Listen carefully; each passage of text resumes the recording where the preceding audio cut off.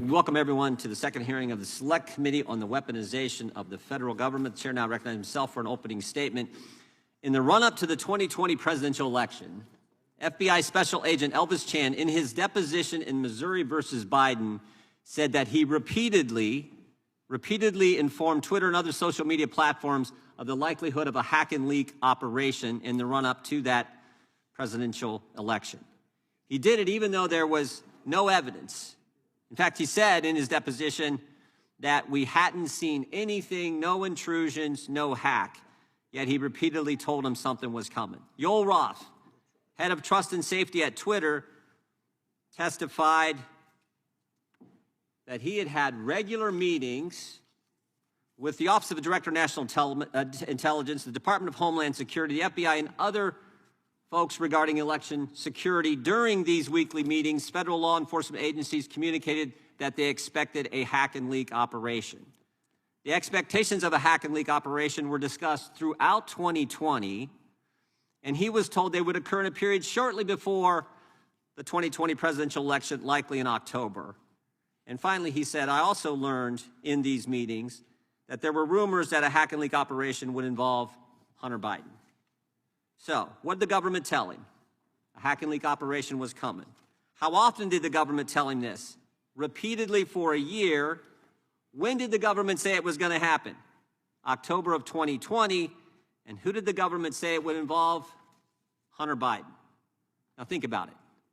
Government had no evidence of any intrusions, no evidence of a hack and leak, yet for a year they tell Twitter that a hack and leak is coming. It's coming in October, and it will involve Hunter Biden.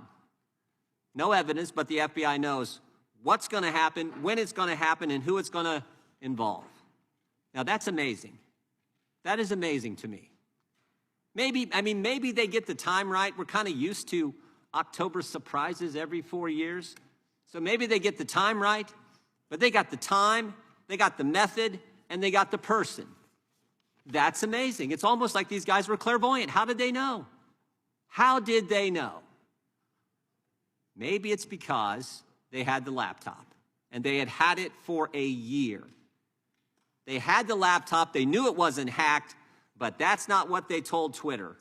They didn't tell Twitter that information, and Twitter believed, frankly, everything they said. In those weekly meetings, the FBI had built a cozy relationship with this tech company and others as well, we believe. Emails between the FBI and Twitter began with the greeting, hey, Twitter folks. Emails that asked Twitter to take down accounts and limit visibility of tweets. The FBI handed out security clearance to folks at Twitter. They communicated with Twitter on the secret teleporter app where messages disappear after a certain length of time. And of course, they paid Twitter $3.4 million. In addition, on August 6, 2020, the FBI briefed Senators Grassley and Johnson, and according to the senator's testimony, last month in front of this committee, the briefing was bogus and done so someone could go leak that the briefing had happened and undermine the senator's investigation. In September of 2020, a government-funded think tank gets involved. They do a tabletop exercise. The participants include the New York Times, the Washington Post, and other mainstream media outlets. Facebook is there. Mr. Roth of Twitter is there. The organizer was the former CEO of NPR and the former head of news at Twitter. The mock exercise is hosted by the Aspen Institute. The Aspen Institute, which, by the way, in 2020, their budget was $9.3 million, $5 million from the State Department, $4 million from USAID, almost all their budget. Guess the title. Guess the title of this exercise. The Aspen Digital Hack and Dump Working Group. And guess who the subject was? Guess who the subject was? Hunter Biden. That's amazing. October 14, 2020, the New York Post runs the story on the Biden laptop, and Twitter takes it down, even though it was accurate, and even though it didn't violate Twitter's rules. Other social media companies do the same. Mainstream press works to downplay and discredit the story. Finally, as if on cue, 5 days later, on October 19th, 51 former Intel officials signed a letter with the now famous sentence, the Biden laptop story has all the classic earmarks of a Russian information operation. Something that was absolutely false. Our government built a cozy relationship with big tech. They primed him for a hack and leak operation. They funded the think tank, which further primed big tech and big media. They leaked information to undermine the good work of 2 United States senators. And then 51 former intel officials closed the deal with their letter. As Mr. Schellenberger pointed out in his reporting, the information op was run on us, run on we the people. And if that's not the weaponization of government, I don't know what is. And I'll get to this in a second, but I want to thank our witnesses for being here today. I'll get to this after we allow the ranking member her opening statement. I yield to the ranking member for an opening statement. Thank you. Before my opening statement, Mr. Chairman, as a point of order, it's been my understanding that one of the witnesses has, within the last half an hour, released additional information that the Republicans may, and you as the majority, may have been able to review and have information about. And if that information is, in fact, going to be used at this hearing, I just want the point of order to be recognized that the Democrats have not been able to review or to see any of that information. Will you be using any of the information that has recently been released by... Excuse me? Will you be using any of that information? We'll be using whatever information that our staff has put together for us to use at this hearing. And have you had that information before this hearing began, before today? We use all information that is given to our staff, and we will use it to make sure we educate the American people. And information that you have not shared with us? Oh, we think it was posted online. Within just this half an hour, the last 20 minutes, but it's not information that was privy to us before that. You want us to get you a copy of it? Because we can make a copy for you. I think we can go online and find a copy. We can look on our Twitter accounts and see it. But I just want the point of order that you have not shared any of that with us. And I understand that you may have been looking at this long before today's hearing.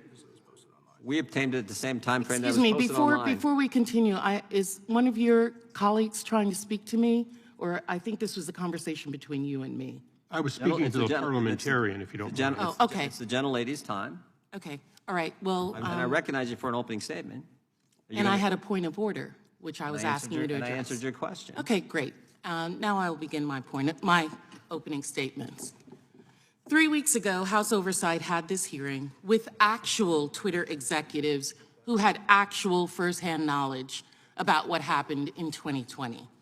And that didn't go so well for the House Republicans because real evidence showed that there wasn't coordination between Twitter and the federal government as they'd like the American people to believe, and that all the so-called Twitter files really showed was a discussion on content moderation, and that we only got a fraction of the discussion.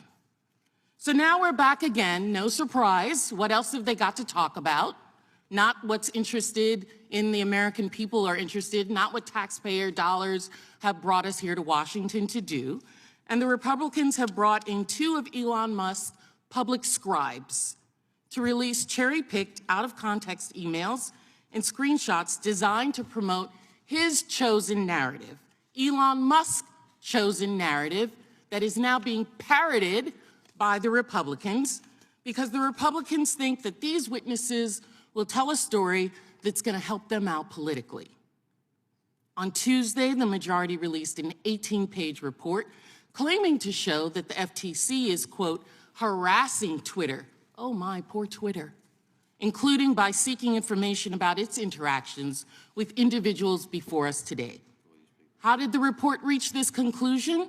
By showing two single paragraphs from a single demand letter, even though the report itself makes clear that there were numerous demand letters with numerous requests, none of which we've been able to see, that are more demand letters and more requests of Twitter.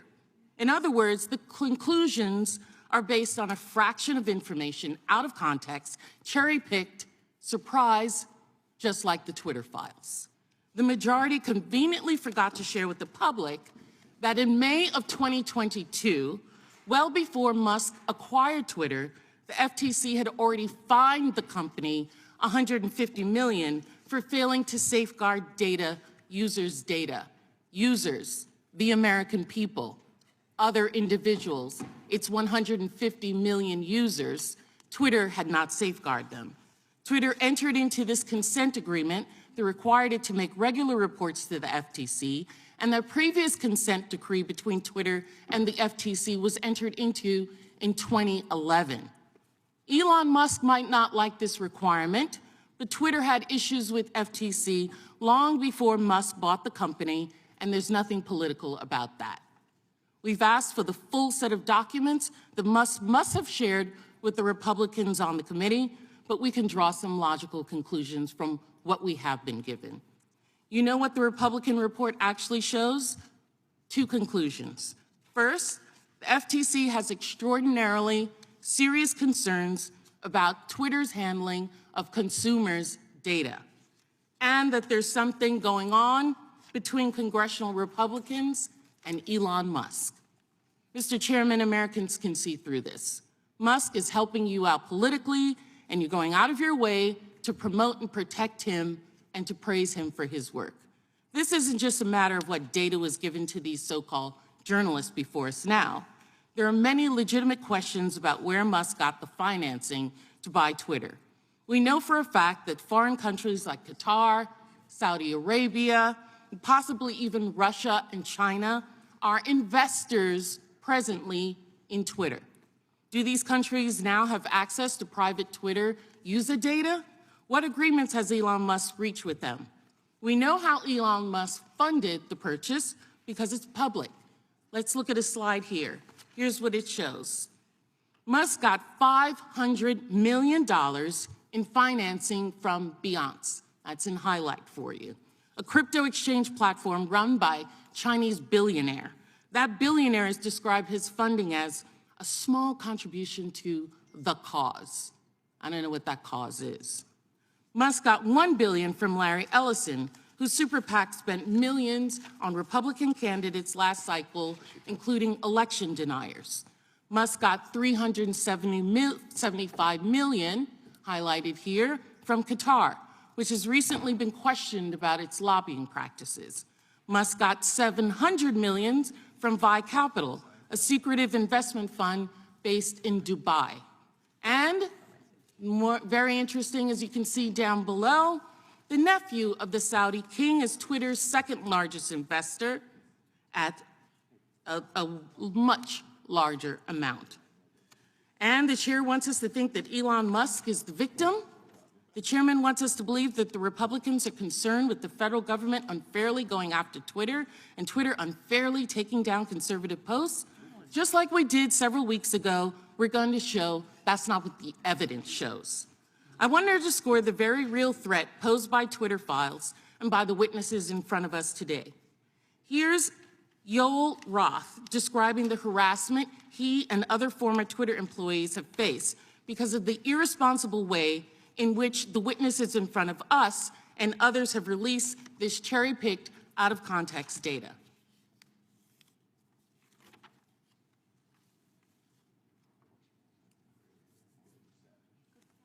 Twitter, employees as far away as Manila in the Philippines. The Twitter files, I would note first and foremost, didn't just affect me, but affected much more junior employees at Twitter. Employees as far away as Manila in the Philippines were doxxed, had their families threatened, and experienced harm equal to or greater than what I've experienced. But concurrent with the Twitter files, Elon Musk also made the decision to share a defamatory allegation that I support or condone pedophilia. And this lie led directly to a wave of homophobic and anti-Semitic threats and harassment against me, of which Twitter has removed vanishingly little. And following the Daily Mail's decision to publish where I live, ultimately I had to leave my home and sell it. Those are the consequences for this type of online harassment and speech. Thank you. Mr. Chairman, I'm not exaggerating when I say that you have called before you two witnesses who pose a direct threat to people who oppose them. It's funny when people have to go through that. Exactly. This is unacceptable. I'm ready for it. I don't know if a lot of other people are, but just as it was unacceptable for Kevin McCarthy to provide 41,000 hours of sensitive security footage to a biased talking head in an effort to rewrite what happened on January 6th. This is a new Republican playbook, apparently. Mr. Risk Chairman. American safety Chairman. and security to score political points. The gentlelady's words should be struck. We do not accuse witnesses of threatening others. That is out of line and I'm outside the rules of this not striking down committee. that, and I can have an You don't get to opinion determine about what's what struck down. witnesses- Well, you do get an opening statement, and it's And about, so let it's me about finish. over. The committee will suspend. We know this is because at the first hearing, the chairman claimed that big government and big tech colluded to shape and mold the narrative and suppress information and censor Americans. This is a false narrative. We're engaging in false narratives here, and we are going to tell the truth. I yield back. Gentlelady yields back. I would just point out the consent decree was in our report. We offered your staff also the opportunity to review the FTC letters. You have not come over to review those letters. Third, the idea that I believe both of these individuals who are getting ready to testify, I believe they're both Democrats. The idea that two journalists who happen to be Did you not give that offer at 8 o'clock last I'm night? talking now. Your time was ended a few Neither of seconds us ago. are in time. I don't think they're here to help us politically. I think they're here to tell us the truth. And oh, by the way, the first FTC letter to Twitter after the first set of Twitter files, the very first question was, who are the journalists you're talking to? And you guys don't care. You don't care. You don't care want about the you don't want the American 2011 people to see. consent You don't decree? want the American people to see what happened, the full video, transparency. You don't want that, and you don't want two journalists who have been named personally by the Biden administration, FTC, in a letter. The Biden administration And you're saying is they're not here the to help us. FTC. They're here to tell their story. And frankly, I think they're brave individuals for being willing to come after they've been named in a letter from the Biden FTC. Is this your question time now? No, I'm responding to your ridiculous statements you made in your opening statement. Okay, well, let's get on with it. Oh, now we want to get on with it. So you I can did. say all the things you want. And I I point out did the in my facts. opening statement, I as point well out all as you the had an facts. opening statement. You Chair- said what you needed to say in your opening statement, and I, as the ranking member, have Without used my objection, time. all other opening statements will be included in the record. We will introduce today's witness, Matt Taibbi. He's a journalist and author. He's one of the authors of the Twitter files, previously worked for Rolling Stone, that right-wing publication, Rolling Stone, where so many Republicans work at. He's also written several books about American politics and culture. And of course, as I pointed out, as the Wall Street Journal pointed out yesterday on the front page, was named by the FTC.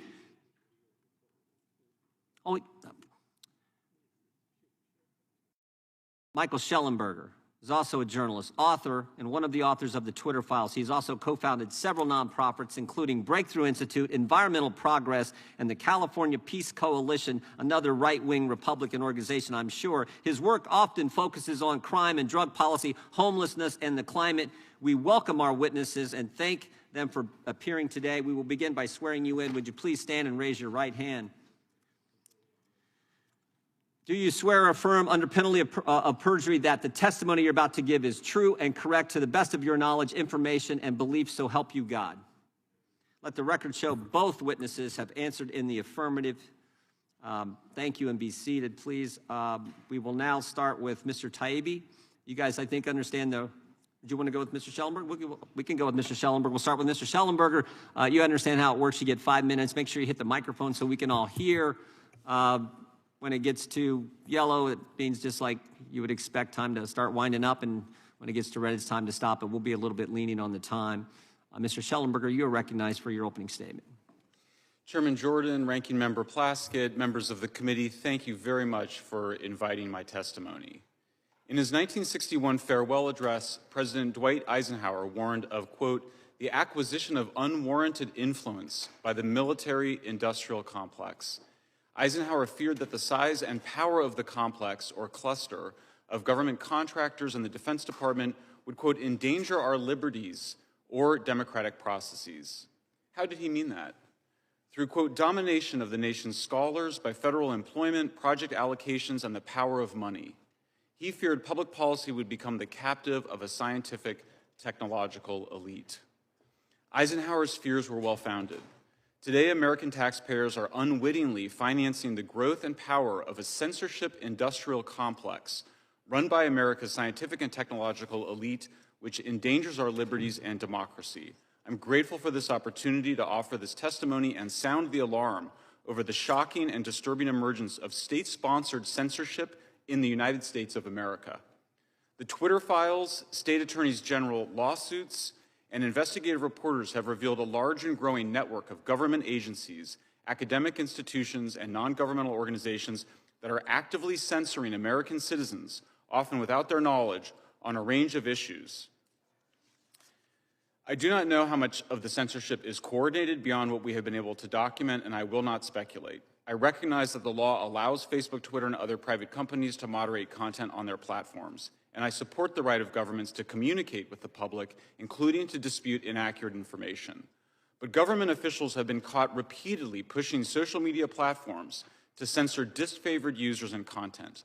Often these acts of censorship threaten the legal protection social media companies need to exist, Section 230.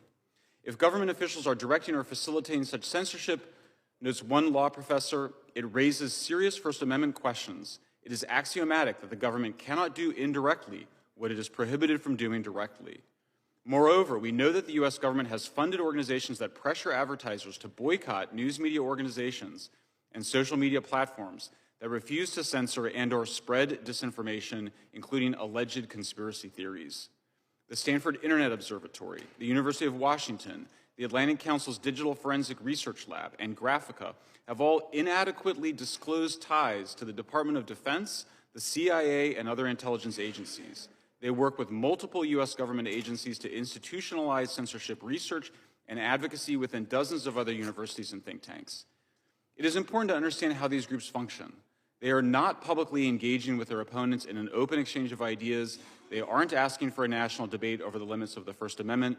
Rather, they are creating blacklists of disfavored people and then pressuring, cajoling, and demanding that social media platforms censor, de-amplify, and even ban the people on those lists. The censorship industrial complex combines established methods of psychological manipulation, some developed by the U.S. military during the global war on terror, with highly sophisticated tools from computer science, including artificial intelligence. The complex's leaders are driven by the fear that the internet and social media platforms empower populist, alternative, and fringe personalities and views which they regard as destabilizing. Federal government officials, agencies, and contractors have gone from fighting ISIS recruiters and Russian bots to censoring and deplatforming ordinary Americans and disfavored public figures. Importantly, the bar for bringing in military-grade government monitoring and speech countering techniques has moved from, quote, countering terrorism to, quote, countering extremism to countering simple misinformation, otherwise known as being wrong on the internet. The government no longer needs a predicate of calling you a terrorist or an extremist to deploy government resources to counter your political activity. The only predicate it needs is simply the assertion that the opinion you expressed on social media is wrong. These efforts extend to influencing and even directing conventional news media organizations. Since 1971, when the Washington Post and New York Times elected to publish classified Pentagon papers about the war in Vietnam, journalists have understood that we have a professional obligation to report on leaked documents whose contents are in the public interest. And yet in 2020, the Aspen Institute and Stanford Cyber Policy Center urged journalists to, quote, break the Pentagon Papers principle and not cover leaked information to prevent the spread of disinformation. Government-funded censors frequently invoke the prevention of real-world harm to justify their demands for censorship, but the censors define harm far more expansively than the Supreme Court does. Increasingly, the censors say their goal is to restrict information that delegitimizes governmental, industrial, and news media organizations. That mandate is so sweeping that it could easily censor criticism from any part of the status quo, from elected officials to institutions to laws. Congress should immediately cut off funding to the censors and investigate their activities. It should mandate instant reporting of all conversations between social media executives, government employees, and government contractors concerning content moderation. And finally, Congress should limit the broad permission given to social media platforms to censor, deplatform, and spread propaganda. Thank you very much. I thank the gentleman for his opening statement. Mr. Taibbi, you're now recognized for 5 minutes. Chairman, sure. Mr. Taibbi, hit that. Chairman Jordan, Ranking Member Plaskett, members of the Select Committee, thank you for having me today. My name is Matt Taibbi. I've been a reporter for 30 years and a staunch advocate of the First Amendment. Much of that time was spent at Rolling Stone magazine. Ranking Member Plaskett, I'm not a so-called journalist. I've won the National Magazine Award, the I.F. Stone Award for Independent Journalism, and I've written 10 books, including 4 New York Times bestsellers. I'm now the editor of the online magazine Racket on the independent platform Substack. I'm here today because of a series of events that began late last year when I received a note from a source online. It read, "Are you interested in doing a deep dive into what censorship and manipulation was going on at Twitter?" A week later, the first of what became known as the Twitter Files reports came out. To say these attracted intense public interest would be an understatement. My computer looked like a Vegas slot machine as just the first tweet about the blockage of the Hunter Biden laptop story registered 143 million impressions and 30 million engagements. But it wasn't until a week after the first report, after Michael Schellenberger, Barry Weiss, and other researchers joined the search of the files, that we started to grasp the significance of this story. The original promise of the internet was that it might democratize the exchange of information globally. A free internet would overwhelm all attempts to control information flow, its very existence a threat to anti-democratic forms of government everywhere. What we found in the files was a sweeping effort to reverse that promise and use machine learning and other tools to turn the internet into an instrument of censorship and social control. Unfortunately, our own government appears to be playing a lead role. We saw the first hints in communications between Twitter executives before the 2020 election, when we read things like "flagged by DHS" or "please see attached report from FBI for potential misinformation." This would be attached to an Excel spreadsheet with a long list of names whose accounts were often suspended shortly after. Again, Ranking Member Plaskett, I would note that the evidence of Twitter-government relationship includes lists of tens of thousands of names on both the left and right. The people affected include Trump supporters, but also left-leaning sites like Consortium and Truthout, the leftist South American channel Telesur, the Yellow Vest movement. That, in fact, is a key point of the Twitter files, that it's neither a left nor right issue. Following the trail of communications between Twitter and the federal government across tens of thousands of emails led to a series of revelations.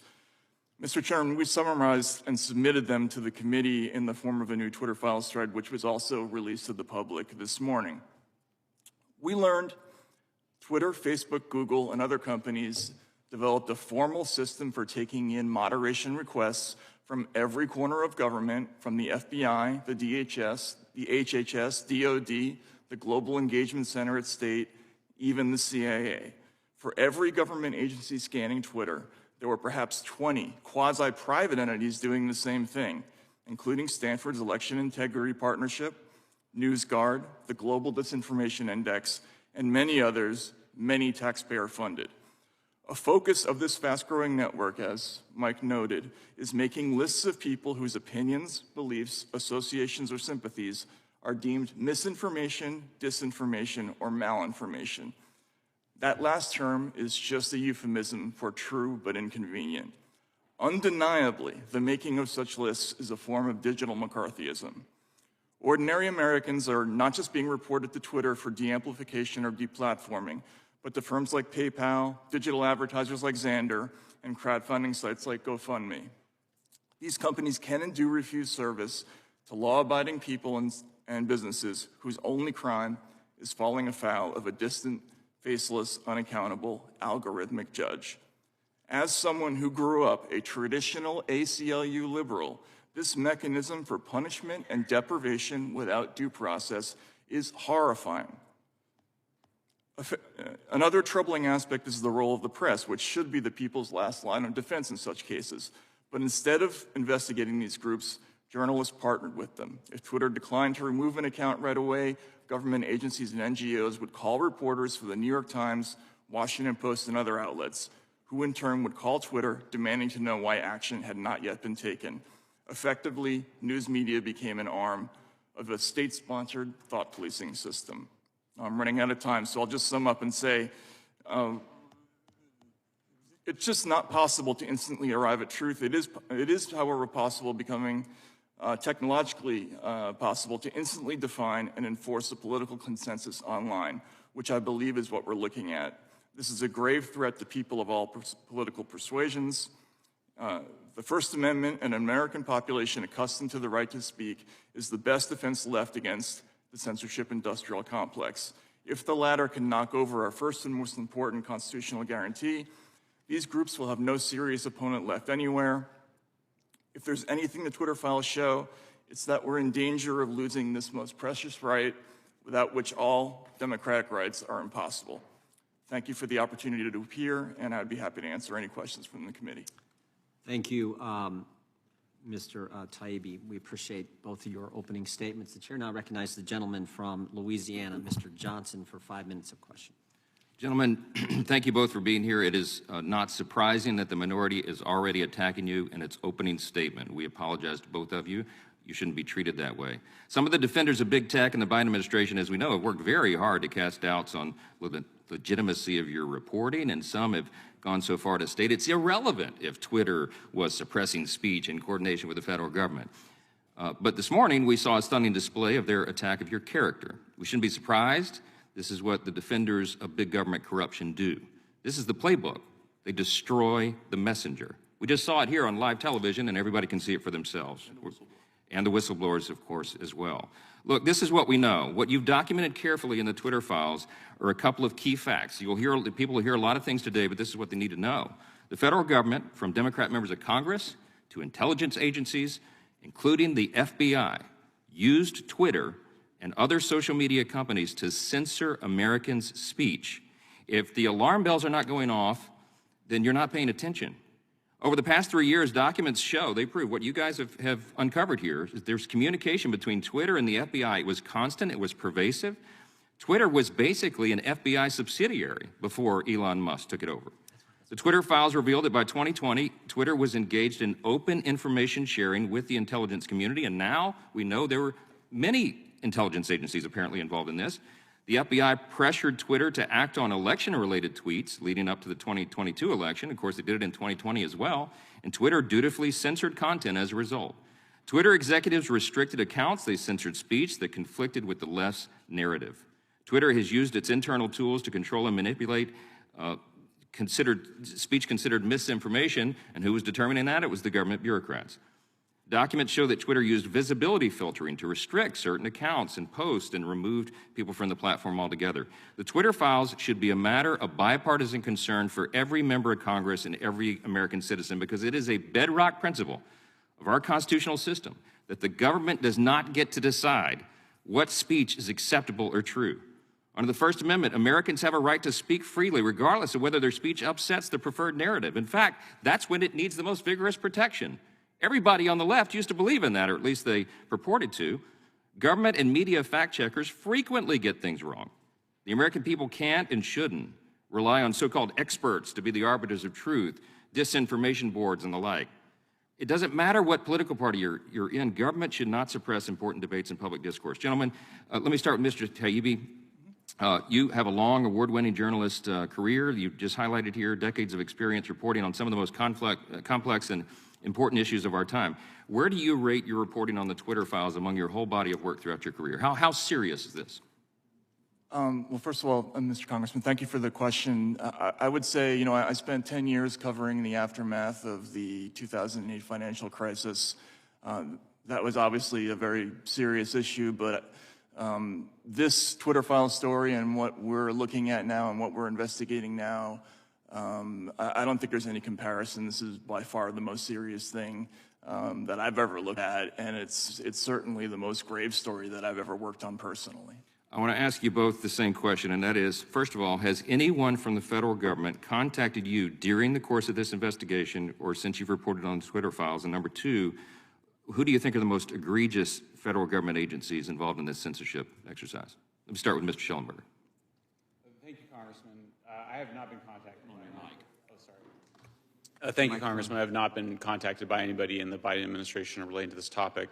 And I would like to echo what Matt just said. I've never worked on an issue where so frequently while doing it, I just had chills go up my spine because of what I was seeing happening. I never thought in my own country that freedom of speech would be threatened in this way. And it's just frightening when you get into it. The most recent our most recent discoveries, I mean, I think you understand the process, is that we first raised a bunch of concerns around the way Twitter pre-Elon Musk was censoring people and creating blacklists. Very quickly, we discovered that we had FBI agents basically, and other government officials, demanding that Twitter take certain actions. We now know that the Department of Homeland Services, which has had, what's that? Security, sorry, Department of Homeland Security, had tried to create a disinformation board. That went away after public backlash, but we now realize that they have this other enterprise, and they've been building out basically mechanisms to proliferate a censorship industrial complex around the country to censor on a whole range of issues. And so you've seen this censorship industry go from, well, we're just fighting ISIS, to, well, we're just fighting Russian disinformation bots, to, well, now we need to fight domestic misinformation, which is just saying we need to fight against people who are saying things we disagree with online. That's all that means. And I mean, it's not a slippery slope. It's an immediate leap into a terrifying mechanism that we only see in totalitarian societies, of attempting to gain control over what the social media platforms are allowing. And so, yeah, for me, it's just, it starts at DHS, but we basically see almost every government agency involved in this. It's frightening. I'm out of time. I yield back. Gentleman from Massachusetts, Mr. Lynch is recognized. Thank you, Mr. Chairman. I do need to correct the record. So there's been the suggestion here that the FBI and other government agencies pressured employees at Twitter to validate these theories of foreign influence. When we had Mr. Roth, who was Yoel Roth, who's the former global head of trust and safety at Twitter, so we asked Twitter if there was pressure applied, and Mr. Roth said, no, I would not agree with that.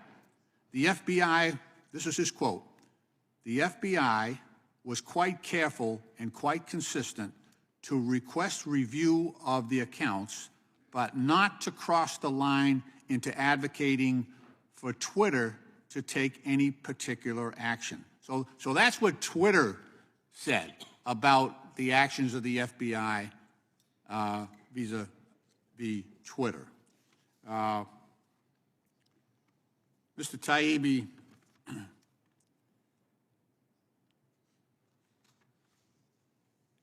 in 2019, Special Counsel Robert Mueller unequivocally found that the Internet Research Agency, owned by Yevgeny Prigozhin, the same oligarch who runs the Wagner Group, carried out an extensive social media disinformation campaign to help then-candidate Donald Trump and to hurt Hillary Clinton. He also found that the Russian intelligence interfered with the 2016 election via a hack and release campaign, damaging to the Clinton campaign. These particular findings came on the heels of the unanimous assessment on the part of United States 18 intelligence agencies that Russian President Putin, quote, ordered an influence campaign in 2016 aimed at the presidential election, close quote.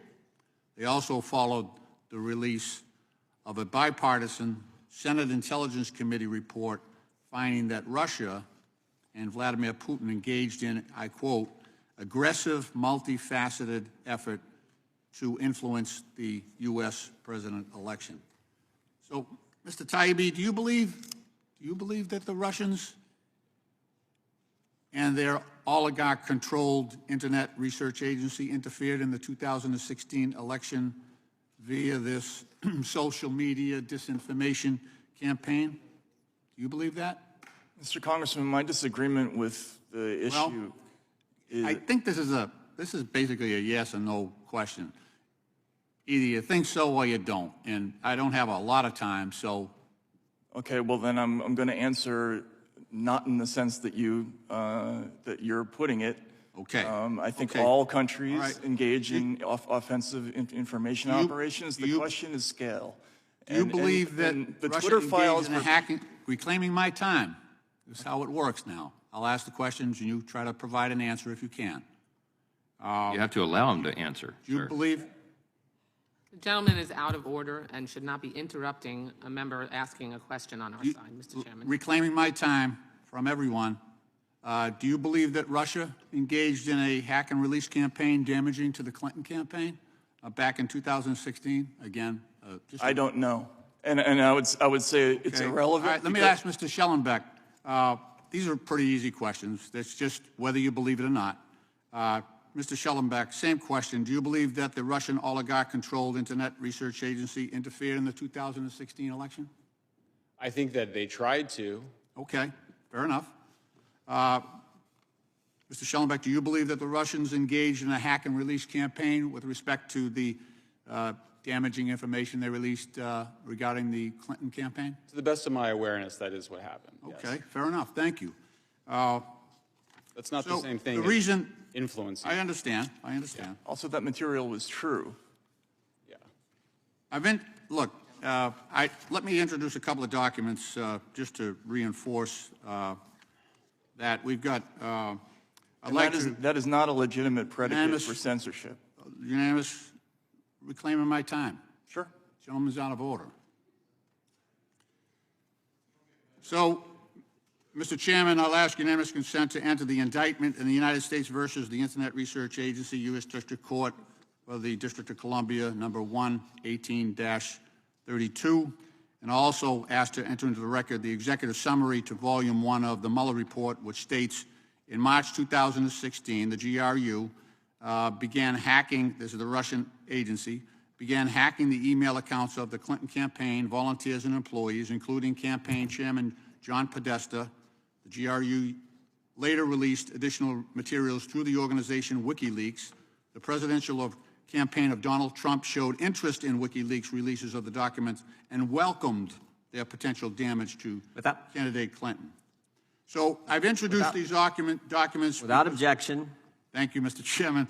I've introduced these documents because it's clear to me that Russia's use of social media to interfere in the 2016 election created abundant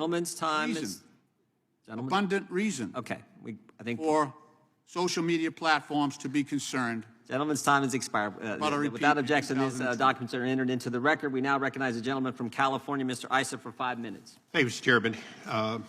I'd like to continue along, in a sense, the line we've been on just now. Mr. Taibbi, Mr. Schellenberger, I'll ask both of you, is it fair to say Russia is a bad actor who is trying to do everything they can to undermine confidence in the United States government and in our form of democracy? I think that's a fair statement. Yes. Okay. Are you familiar with the organization in Europe, the Global Engagement Center? Yes. Well, it's an American. State Department, I'm sorry. But are you familiar with the Global Engagement Center's use of European and other sources to in fact, determine where Twitter files should or shouldn't be, if you will, taken down thousands of names and Twitter files, correct? I'm not sure that Global Engagement Center is taking down Twitter files. I actually wasn't aware of that. I'm sorry. Well, Twitter and the FBI have used this organization and their funding. Well, let me go on to another stay on the path I was on. You commented that the scale mattered. Okay, would you elaborate on scale mattering in the attempt to undermine free speech? Absolutely. If I could take this. So a great example of this is a report that the Global Engagement Center sent to Twitter and to members of the media and other platforms about what they called the pillars of Russian disinformation. Now, part of this report is what you would call, I think you would call traditional, hardcore intelligence gathering, where they made a reasoned, evidence-based case that certain sites were linked to Russian influence or linked to the Russian government.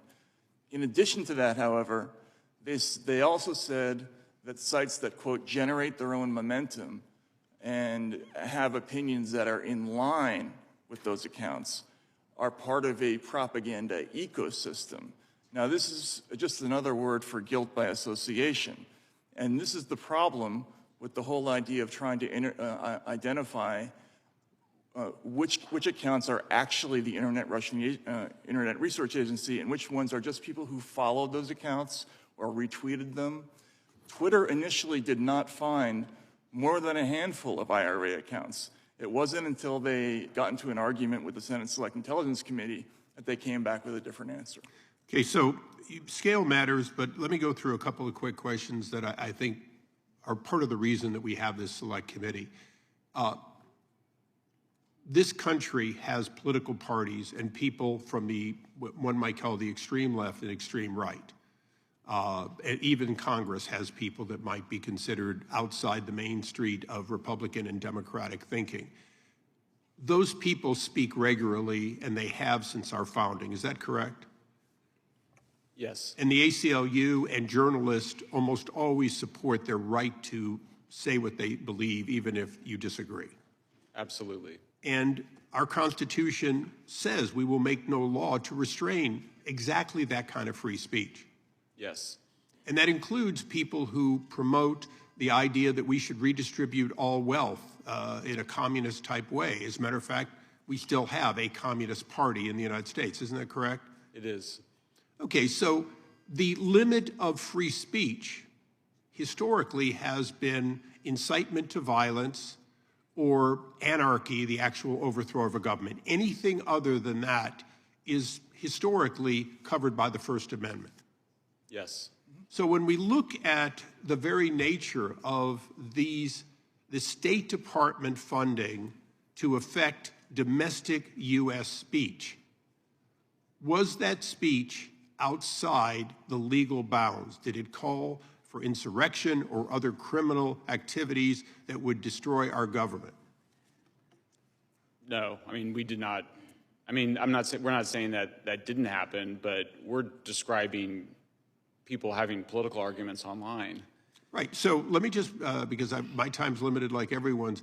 So it's suffice to say that every bit of the speech, or virtually every bit of the speech, whether foreign or domestic online, fell within the normal protections of the First Amendment, and the very act of federal dollars being used to stifle that speech is, in fact, historically what we would consider an indictment against the First Amendment protections. Correct. That is why we have this subcommittee. That is why we are here today. Thank you. I thank the gentleman, and a great point. I now recognize the gentlelady from Florida for 5 minutes. Thank you, Mr. Chairman. Mr. Taibbi, I want to ask about journalistic ethics and information sources. The Society of Professional Journalists Code of Ethics asserts that journalists should avoid political activities that can compromise integrity or credibility. Being a Republican witness today certainly casts a cloud over your objectivity. But a deeper concern that I have relates to the ethics of how journalists receive and present certain information. Journalists should avoid accepting spoon-fed, cherry-picked information if it's likely to be slanted, incomplete, or designed to reach a foregone, easily disputed, or invalid conclusion. Would you agree with that? I think it depends. Really? You wouldn't agree that a journalist should avoid spoon-fed, cherry-picked information if it's likely to be slanted, incomplete, or designed to reach a foregone, easily disputed, or invalid conclusion? Congresswoman, I've done probably a dozen stories involving whistleblowers. Every reported story that I've ever done across 3 decades involves sources who have motives. Every time you do a story, you're making a balancing test between the public interest. Reclaiming my time. Thank you very much. Okay. I ask you this because before you became Elon Musk's hand-picked journalist, and pardon the oxymoron, you stated this on Joe Rogan's podcast about being spoon-fed information, and I quote, "I think that's true of any kind of journalism," and you'll see it behind me here. "I think that's true of any kind of journalism. Once you start getting handed things, then you've lost.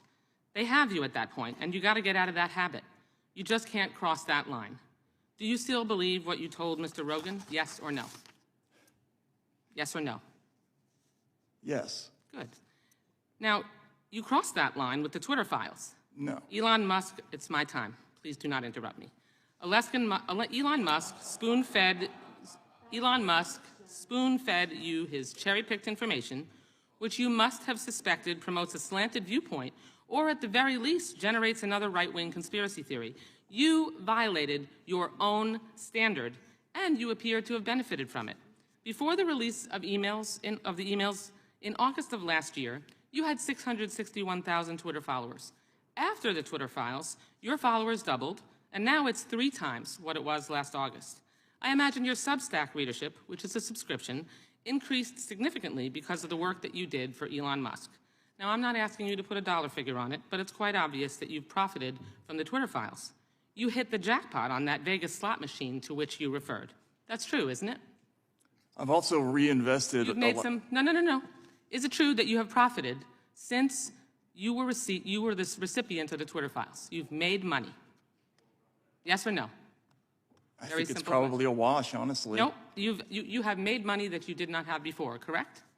But I've also spent money that I didn't have before. I just hired a whole group of people to Patently obvious answer, reclaiming my time. Attention is a powerful drug. Eyeballs, money, prominence, attention, all of it points to problems with accuracy and credibility. And the larger point, which is social media companies are not biased against conservatives, and if anything, they ignored their own policies by allowing Trump and other MAGA extremists to post incessant lies, endangering public safety and even our democracy. Hypocrisy is the hangover of an addiction to attention. Now, I want to point out another alleged finding from the Twitter files. Mr. Schellenberger, you've referenced several times this $3.4 million that the FBI paid to Twitter in 2020 that was referenced in General Counsel Jim Baker's email. I first want to confirm that nowhere in the email does Baker say that the money was paid to censor information, take down posts, suspend accounts, or do anything relating to content moderation. Is that correct? It is. Thank you. But honest reporting would have explained that the $3.4 million was paid to release information, not censor it. One of my colleagues on this panel repeated your distortions and told Americans this reimbursement was used to, quote, censor certain stories. That's a flat-out lie. Mr. Schellenberger, are you aware of Section 2706 under the Stored Communications Act? It says when social media companies comply with subpoenas, warrants, or court orders, it costs them money, so they get reimbursed. The FBI makes these requests and reimbursements to discover evidence then relevant to a criminal investigation. Let me repeat that. The FBI makes these requests to help catch the bad guys. That helps keep child predators off social media sites. It helps keep violent criminals off our streets. I support the FBI and our law enforcement agencies. It would be nice if our Republican colleagues did the same and not fabricate explanations for payments that are defined for clear purposes in federal law. My time is just about wrapped up. May I respond? The truth is that social media companies are unregulated monoliths.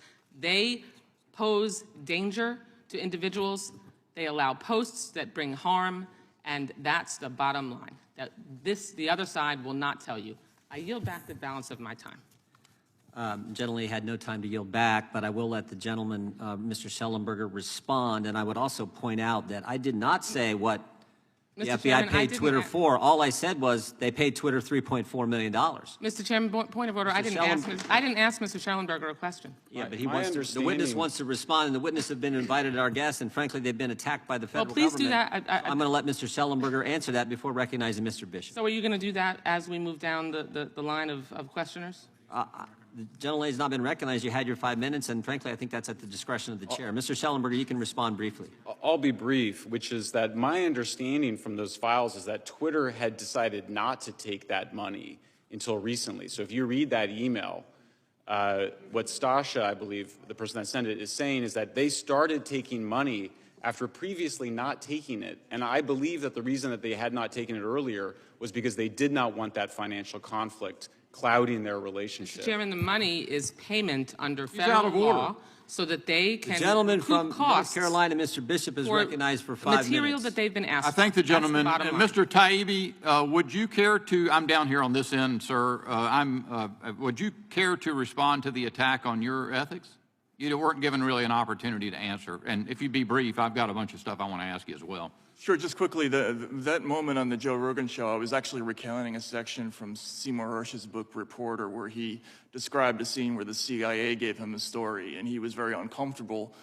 He said that I, who had always gotten the secrets, was being handed the secrets. Look, again, I've done lots of whistleblower stories. There's always a balancing test that you make when you're given material, and you're always balancing newsworthiness versus the motives of your sources. In this case, the newsworthiness clearly outweighed any other considerations, and I think everybody else who worked on the project agreed. Doesn't it seem like any reporter who breaks a blockbuster story is going to get attention, and there may be even financial consequences that follow? It seems like as surely as the night follows the day, that's the case, right?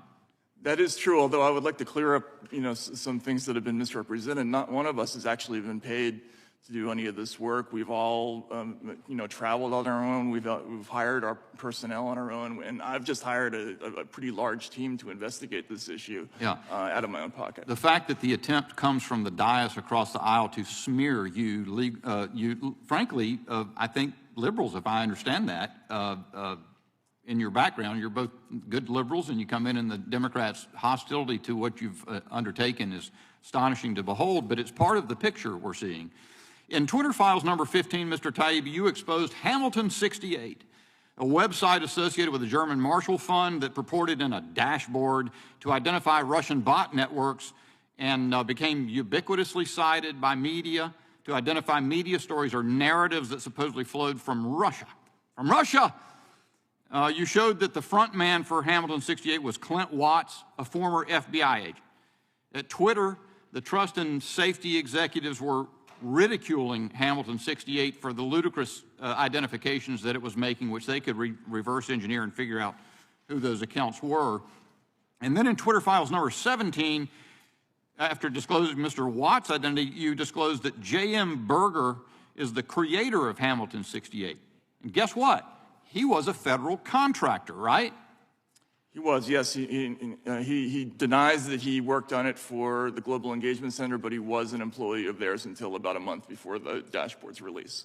Just a month before it, he said, I believe publicly, that the dashboard was the product of 3 years' work. So doesn't it beg sort of the intriguing question whether the creation of this fraudulent Hamilton 68 dashboard was effectively underwritten by government funding?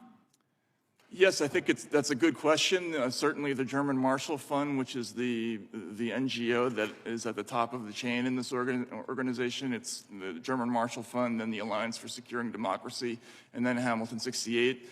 They're a federal contractor. They received over $1 million from the Department of Defense. They're the board of the Alliance for Securing Democracy, has a former acting head of the CIA, a former deputy head of the NSA, a former chief of the DHS on it. So I want to make, and the bigger point is hard because the examples sometimes start making it. I want to introduce you to, or introduce the country to somebody else. I think you've mentioned it in one of your writings, Richard Stengel. You know who that is? Yes, he's the former, the first head of the Global Engagement Center. I want the American people to hear from him for 30 seconds. Basically, every country creates their own narrative story.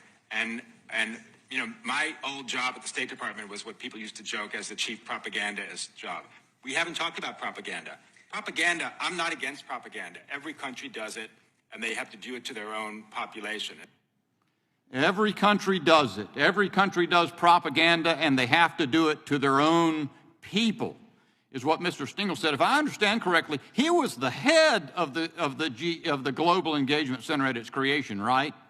He was, and in his book, Information Wars, there are a number of passages where he talks about creating a whole-of-government solution to the information problem. He hastened to say that he didn't want to create a, quote, information ministry, but what he was describing roughly approximates that. In the half minute I've got left, he also was associated with Hamilton 68, right? The Global Engagement Center certainly had ties to Hamilton 68. I think it's closer than that. That'll come out. Okay. Well, I'd be anxious to hear that. I hope I'll get yielded in a minute or two from somebody else down the way. There's all sorts of stuff to disclose. This committee has to uncover not that single instance, but this system that you have described. This is the hope that Americans have to set this right. This committee, and that hostility shows what we're up against. It's not 3 pillars to the system, it is 4. And you're seeing the left move to crush you and anybody else who tries to expose this. I yield. I thank the gentleman for his great 5 minutes, and we now yield to the gentleman from Virginia, Mr. Conley. Thank you, Mr. Chairman. I don't know what to say after that last one. Dear fellow Americans, and we're elected officials, we're trying to get at the truth, and we're trying to participate in the process at getting at the truth. Mr. Taibbi, you have said that this isn't really a matter of right or left, that there are lots of different ideological colorations involved in the Twitter files. Is that roughly correct? Yes. And Mr. Schellenberg, you would agree with that? Yes. So when you release information, have you released any information of, for example, right-wing elements or the Trump White House attempting to moderate content at Twitter? Yes. No, not the Trump White House per se, although I did report initially in the first Twitter files that the Trump White House had made and requests and had been honored. Mr. Schellenberg? I did not find that. You haven't found it. So we had a hearing the other day on Twitter, and we had 4 witnesses, 3 for the majority, 1 for the minority, and all 4 testified under oath they had never received a request for content moderation or takedown by the Biden White House, but they did from Donald Trump's White House. And specifically, the case brought up was an exchange between Donald Trump, then President of the United States, and Chrissy Teigen, where he had called her something and she called him something back. I won't repeat it. And this was under oath confirmed. Yeah, that happened. And that the White House shortly thereafter, after Teigen had her email about the president, which was pejorative, that the White House called Twitter to try to take down the content. Are you aware of that, Mr. Taibbi? Yeah, I've certainly heard that in the news, yes. But did you see that email exchange? No, I have not seen an exchange from the Trump White House. So I have seen one from Congressman Schiff and one from Senator Angus King. Yeah, nice try. We're talking about the Trump White House and people under oath confirming it. And my question is, in the Twitter files, did Elon Musk or Twitter provide you with that exchange with Chrissy Teigen? No, but that's probably because the searches that I was making. Well, probably because it didn't confirm the bias that this is all about, as the gentleman from Texas would say, the left attempting to control content, when in fact the evidence is the Trump White House most certainly attempted to control content on Twitter. Mr. Schellenberger, were you aware of that, or is this all news to you? I already answered that question. No, I mean specifically the Teigen exchange. Yeah, the Teigen exchange was news to me. I'm probably mispronouncing her name. I'm sorry. So let me ask: have you combed the so-called Twitter files to look at other examples that aren't about the Biden White House or the FBI that might in fact involve people from the right ideologically or from the Republican ranks?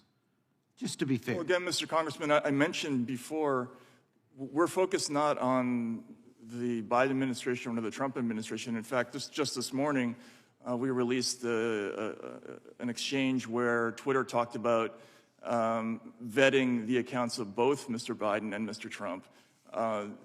And really, we were looking at the intelligence agencies when we were doing this research. And as I mentioned before, their conclusions targeted people on both the left and the right globally, again, including the Yellow Vest movement in France, the pro-Maduro accounts in South America, and leftist news organizations in America like Truth Out and Consortium. Some of those people are my friends, actually. And we found those in intelligence lists that were passed on to Twitter, just as we found lists that included ordinary Trump supporters. Thank you. Reclaiming my time, I appreciate that, because in some ways what you just said undermines the premise of this select committee, which is that the federal government has been organized to weaponize against conservative voices. And of course, what you've just indicated in your testimony is, well, actually, that's not the evidence you found. No, I think this committee, my understanding is that they're concerned about the weaponization of the government against free speech, which is certainly what we're fighting. Thank you. My time has expired, but I appreciate your understanding of our committee. I have a different understanding. I yield back. Well, you got the wrong understanding. Last week in the full Judiciary Committee hearing, I introduced into the record a story of a left-wing journalist who said that talked about the FBI putting a paid informant, a felon, in the Black Lives Matter movement in Denver. I want to focus on the First Amendment, just like protecting the First Amendment, just like these guys Point do. of order, Mr. Chair. Are you going to respond after every? No, I'm taking my 5 minutes. This is I your. can take Oh, my 5 minutes. it's your 5 minutes I now. can take my 5 minutes when I want to, and I'm taking my 5 minutes. Okay, now. great. Yeah. Thank you. Well, I would ask for an additional few seconds for being interrupted by the ranking member. But the truth is, we want to focus on protecting the First Amendment. Mr. Schellenberger, you a Republican? No, I'm not. You got any pro-Trump bumper stickers on your car? I voted for Biden. Voted for Biden. You don't have any MAGA hats laying around your house, right? I do not. Yeah, but you said earlier, both you and Mr. Taibbi said this is the most chilling thing you have ever seen as journalists. Mr. Taibbi, the same thing. You're not a Republican either, right?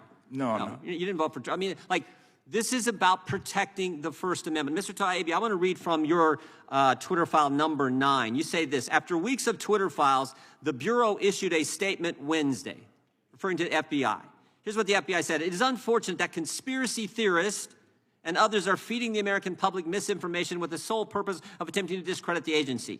You then follow up, and this is why I think you're an award-winning author, you then follow up, they must think we're unambitious if our sole aim is to discredit the FBI. After all, a whole range of government agencies discredit themselves in the Twitter files. And then you go on to, in this particular Twitter file, to talk about what Mr. Bishop was just talking about, the GEC at the State Department. You talk about the CIA. You talk about the DOD. You talk about the FBI. You talk about the DHS. You talk about the Foreign Intelligence Task Force, which is a combination of all these. But there was one agency you didn't mention, because you didn't know at the time. One agency, you had almost the whole alphabet, but you didn't mention one agency, the FTC. Because you know about them now. Yes, we do. You know about them now in an up-close and personal way. You didn't know then, but you do know now. December 2nd, as I said earlier, December 2nd, the first Twitter file comes out, Mr. Taibbi. And I think there are 5 others, including the ones from Mr. Schellenberger. December 13th, the very first letter that the FTC sends to Twitter after the Twitter files, 11 days after the first Twitter file. There have been 5 of them come out.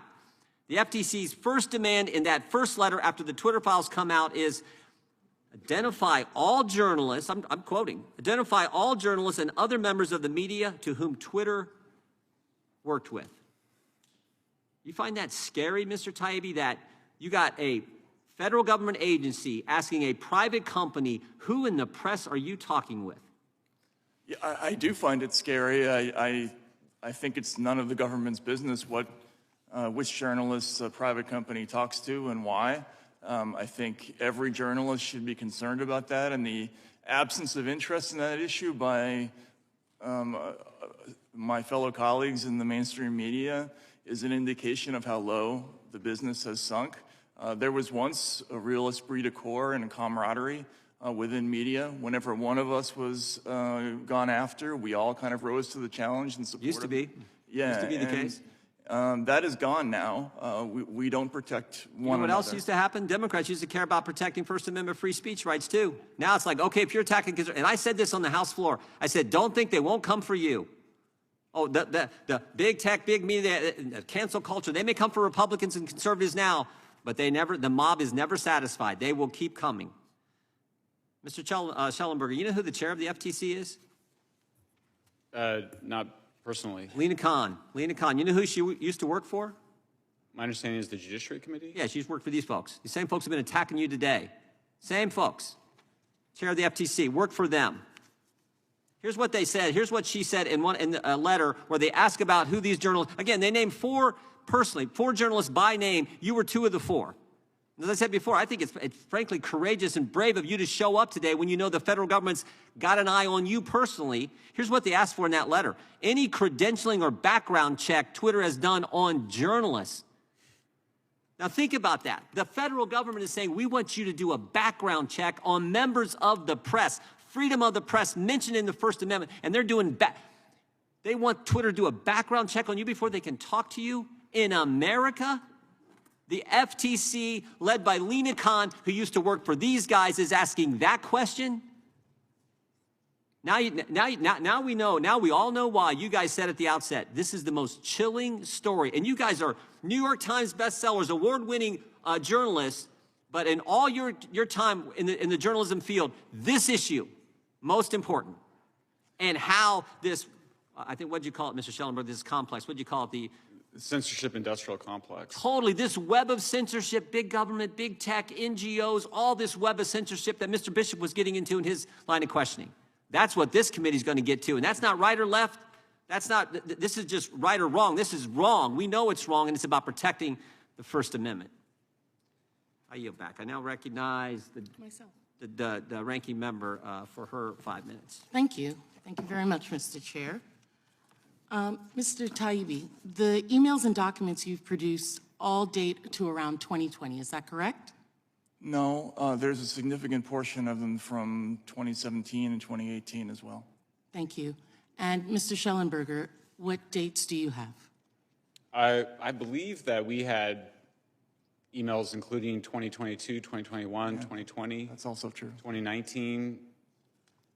And Mr. Taibbi said 2018. Do you have 2018 as well? I can't remember. Okay, thank you. Mr. Taibbi, how many employees did Twitter employ in approximately the time period of 2020, 2021? Do you know? I don't. Okay, it was 7,500. Do you know how many were in its legal team during that time period? I don't. I'm sorry. And do you know how many were in its public policy team? I don't. Mr. Schellenberger, do you know how many were employed in content moderation during that time? I do not know. Okay. So we're looking at thousands of employees overall and hundreds in offices were the focus of emails and documents you released. I will ask you, Mr. Schellenberger, how many emails did Mr. Musk give you access to? I mean, we went through thousands of emails. Did he give you access to all of the emails for the time period in which? Yeah, I never had a single request denied. And not only that, but the amount of files that we were given were so voluminous that there was no way that anybody could have gone through them beforehand. And we never found an instance where there was any evidence that anything had been taken out. Okay, so you would believe that you have probably millions of emails and documents, right? That's correct, would you say? I don't, millions. No, I think the number's less than too that. high. Okay, 100,000? That's probably closer. Probably, yeah. Probably close to 100,000 that both of you are saying. Yet in the Twitter files, Mr. Taibbi, you've produced only 338 of those 100,000 emails. Is that correct? That's correct, yes. And then who gave you access to these emails? Who was the people at Twitter. individual that gave you permission to access the emails? Well, the attribution from my story is sources at Twitter, and that's what I'm going to refer to. Okay. Did Mr. Musk contact you, Mr. Taibbi? Again, the attribution from my story is sources at Twitter. Mr. Schellenberger, did Mr. Musk contact you? Actually, no. I was brought in by my friend Barry Weiss, and so this story, there's been a lot of misinformation. So Mr. Weiss or brought you in. disinformation about Mr. that. Taibbi, Ms. Weiss, thank you. Mr. Taibbi, have you had conversations with Elon Musk? I have. Okay. Mr. Taibbi, did Mr. Musk place any conditions on the use of the Would the gentlelady yield for a second? as long as my time is not used. Are you trying to get journalists? No, to I'm not expose trying to their get. sources? No, I'm not. Well, I it am sure sounds asking. like it. No, well, if you will let me finish. You had conversations with him. You said you weren't going to agree to who your sources were. I'm not asking you your source. I'm asking you if you had conversations with the owner of Twitter. And did Mr. Musk place any conditions on your use of the emails or documents? No, in fact, I was told explicitly that we were given license to look at present-day Twitter as well as past Twitter. So you had unfiltered access to Twitter's internal communications and systems? Yes. Would those include HR files? No. We did not have access to personal information of any kind. In fact, we signed a waiver Have you produced that waiver to the members of anyone on this committee or any staff? I'd be happy to produce Have you? it. I haven't, but I'd be happy. Have you given all of the access to what you were given by your source to this committee? No, and I would never do that. Okay. I didn't ask if you were given the committee, the individuals, but all of the files? No, you have not? No, So what we're getting is your dissemination, your decision as to what was important and not important in that, correct? which is true in every news story. In every story. But you have files that you say you are sharing, but those files are just a smaller period of the files. Is that correct? Yes. Yes? Okay, thank you. And the FTC investigation of Twitter, you knew that they were investigating Twitter before the time period that Mr. Musk came on? I was aware of it, yes. And the FTC was concerned with user data being hacked or used? Is that correct, that they didn't have enough checks and balances on that data? Well, I wasn't privy to that part. Have you seen the consent decree? No, I have not. Okay, well, the consent decree is concerned with user data, which would be probably the reason that they were concerned if they're giving files to journalists that potentially data about users as well as data about individuals and employees would be given to them. My understanding So is I that didn't they ask didn't a ask- question. I didn't ask you a question, sir. Okay?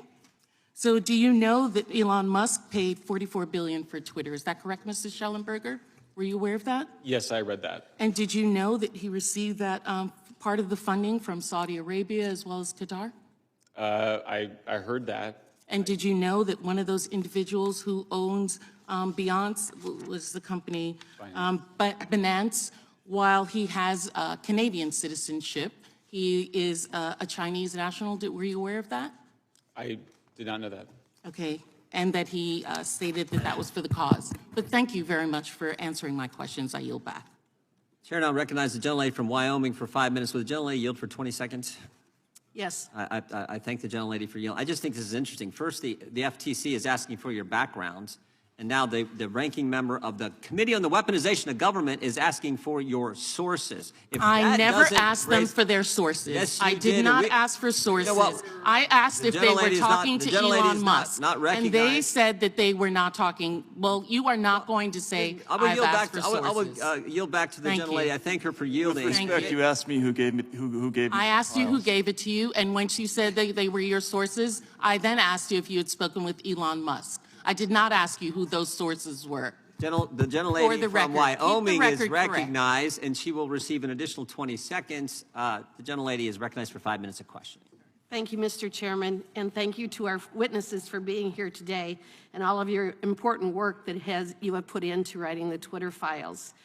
Thank you for your willingness to come here and be subjected to the kind of abuse that we've observed when all you're trying to do is talk about the importance of the First Amendment and why the federal government should not be doing what they did and what has been evidenced in the Twitter files.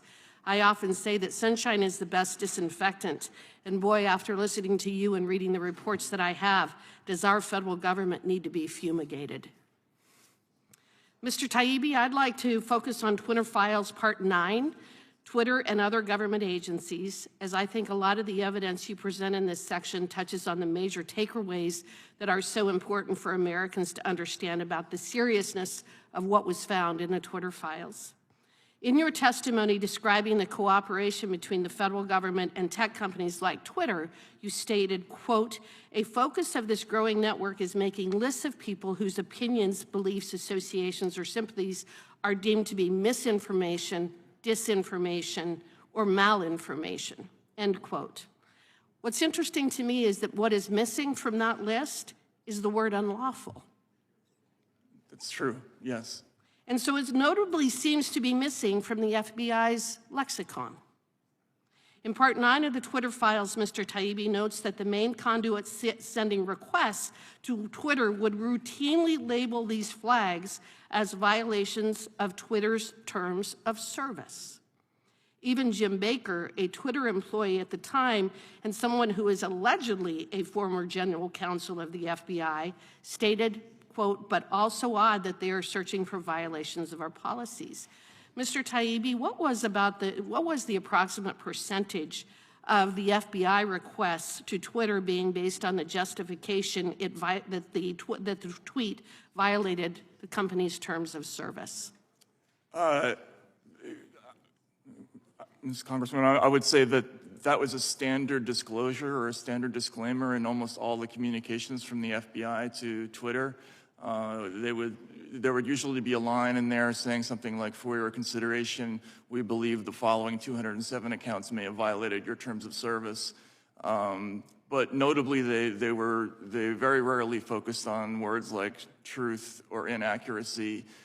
Very often, they used the words malinformation, misinformation, or disinformation. And so I think they were trying to shift the focus from one idea to the other.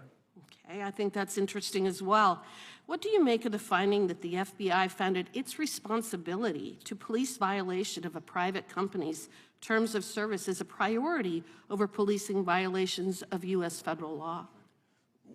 There were a couple of very telling emails that we published. One was by a lawyer named Sasha Cardile, where the company was being so overwhelmed by requests from the FBI, and in fact, they gave each other a sort of digital high five after one batch, saying that was a monumental undertaking to clear all of these. But she noted that she believed that the FBI was essentially doing word searches keyed to Twitter's terms of service, looking for violations of terms of service, specifically so that they could make recommendations along those lines, which we found interesting. Do you believe it's the FBI's responsibility to police the terms of service for a private company?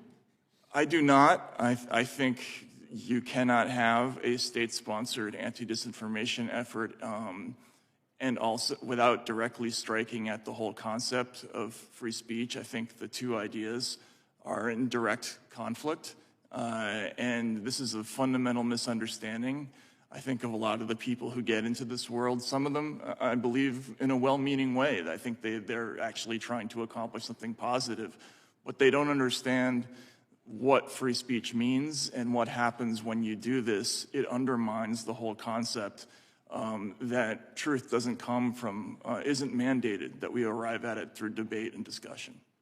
Well, in fact, wouldn't you agree with me that the First Amendment is broader than Twitter's terms of service? Absolutely, yes. Yeah. And wouldn't you also agree with me that the FBI is responsible for complying with the First Amendment, not Twitter's terms of service? I would hope so, yes. You also highlighted the presence of people like Jim Baker at Twitter. And again, I've noted that he is allegedly a former FBI employee. Part 9 also speaks of former other government association employees working at Twitter. What was the extent to which you found former FBI or other intelligence community employees working at Twitter? And did you find it odd?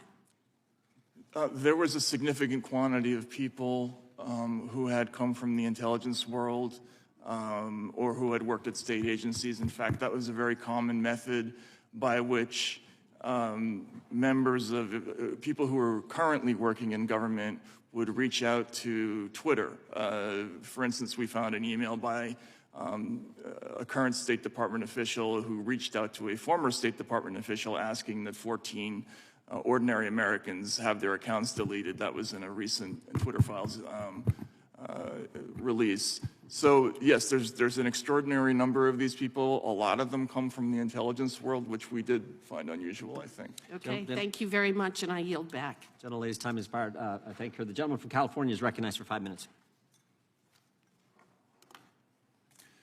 Thank you, Mr. Chairman.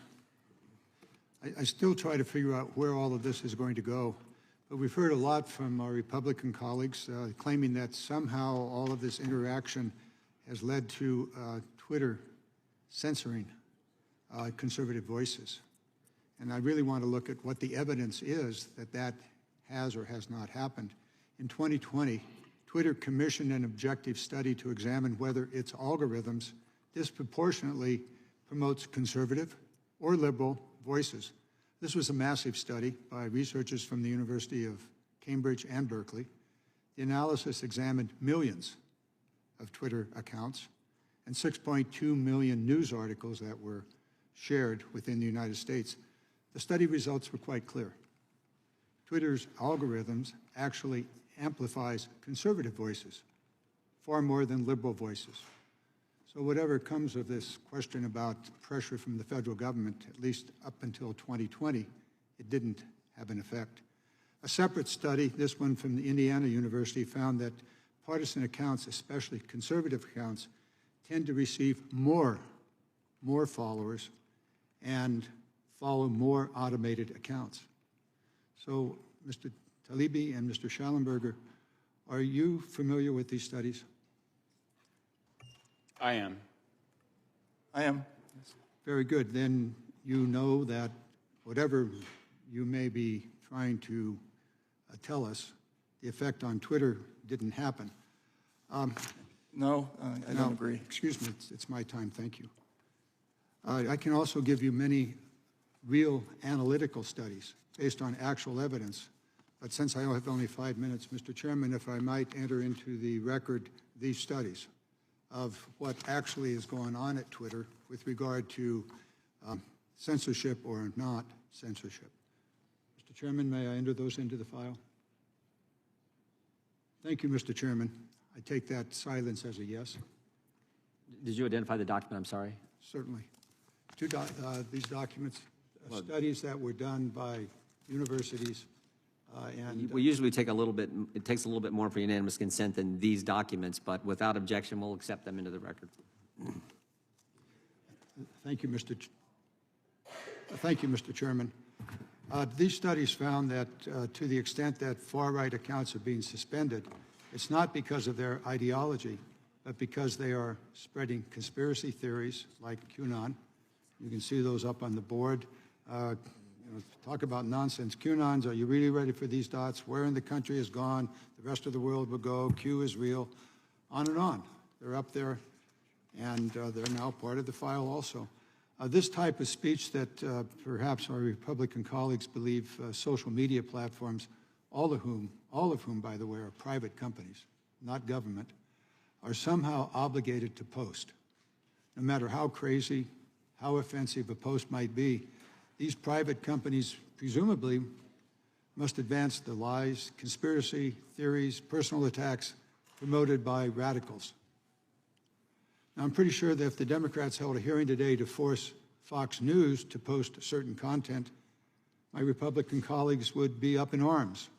And this is particularly ironic because we know for a fact that Fox News does spread disinformation and does so while knowing that the material is false. We've learned from the Dominion lawsuit that Fox hosts lied about the 2020 election.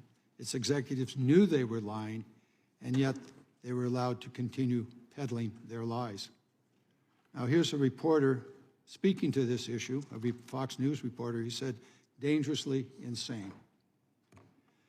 There's 2 Fox executives describing Fox's decision to push forward election lies as chasing the nuts off the cliff. There are 2 other quotes, 2 other tweets that I think we ought to be aware of, and Fox News was promoting it. They were promoting Trump's lies. Quote up there, big protest in D.C. on January 6th. Be there, will be wild. A call to arms, and all of us in this building know the result of that call. A second one, Mike Pence didn't have the courage to do what needed to be done to protect our country. This is the speech that my Republican colleagues would have us to believe is being wrongly, quote unquote, censored by social media companies. It's offensive, it's absurd. No private company has an obligation to amplify anything, and especially not messages that strike at the heart of our democracy. I yield back. The gentleman yields back. The gentleman from Utah is recognized for 5 minutes. Thank you, Chairman. Thank you, witnesses, for being here. I suppose this is maybe a little bit outside your comfort zone. You didn't find yourself with this kind of attention when you began this endeavor, but I appreciate the courage and the commitment you've made to doing that. We may not agree on a lot of things when it comes to policy and politics, but I think we agree on our concern regarding the topic today. And I'll actually follow on from my Democratic friend and colleague and the things that he has said, because I agree with him. Private companies, I mean, Twitter, Facebook, they can ban whoever they want. They can mute. They can deplatform. They can set up whatever policy they want, and they have the ability to do that. I don't care about that. I agree with that. They should have that authority. The thing that we're concerned about is when the federal government, by proxy, essentially contracts this out because the federal government can't ban speech. They can define time and place, but they cannot ban content.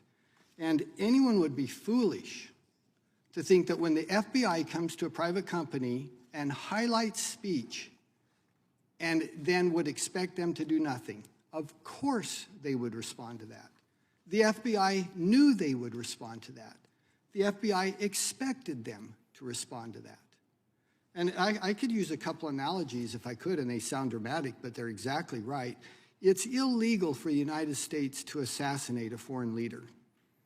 It would be illegal for the United States to pay $3.2 million to someone to go assassinate a foreign leader. It's illegal in some cases for the United States, or not illegal, but we would have to have a policy debate whether we would invade another country.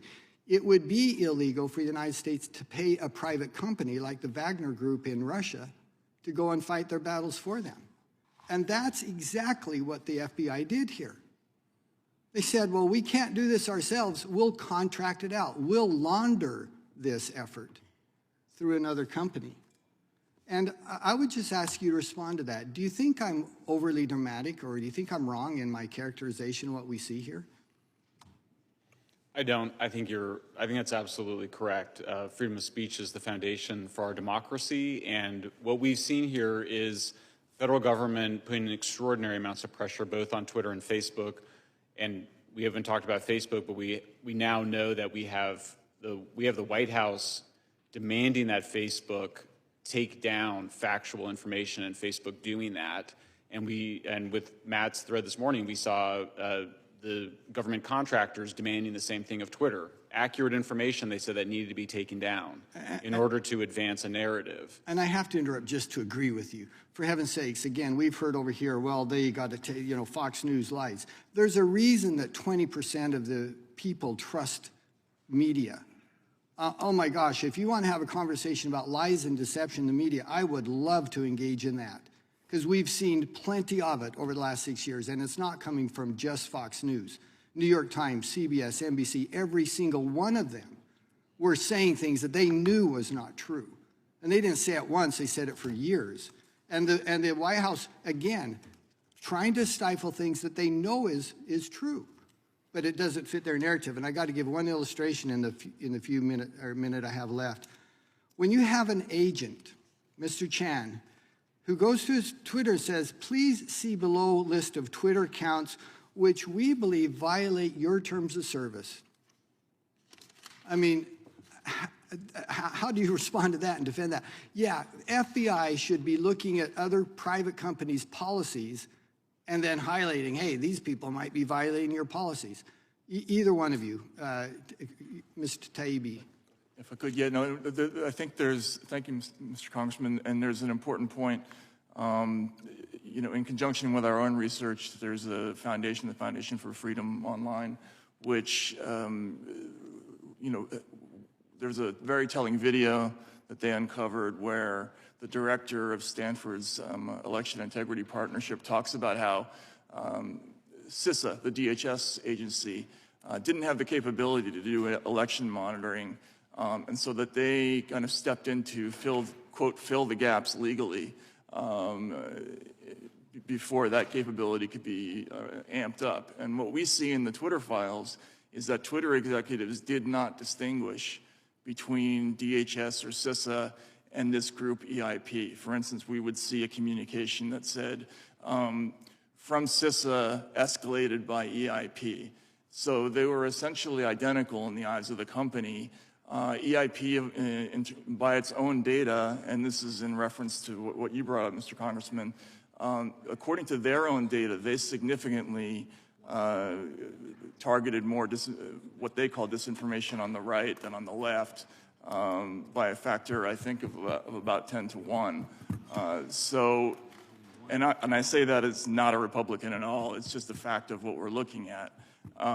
So yes, we have come to the realization that this bright line that we imagine that exists between, say, the FBI or the DHS or the GEC and these private companies is illusory, and that what's more important is this constellation of kind of quasi-private organizations that do this work. Well, and we're over time, so I'll conclude with reemphasizing this. By a factor of 10 to 1, they tried to mute conservative thought. And the federal government cannot contract out suppression of free expression. Chairman, thank you. Thank you. Gentleman's time has expired. The gentlelady from Texas is recognized for 5 minutes. Thank you, Mr. Speaker.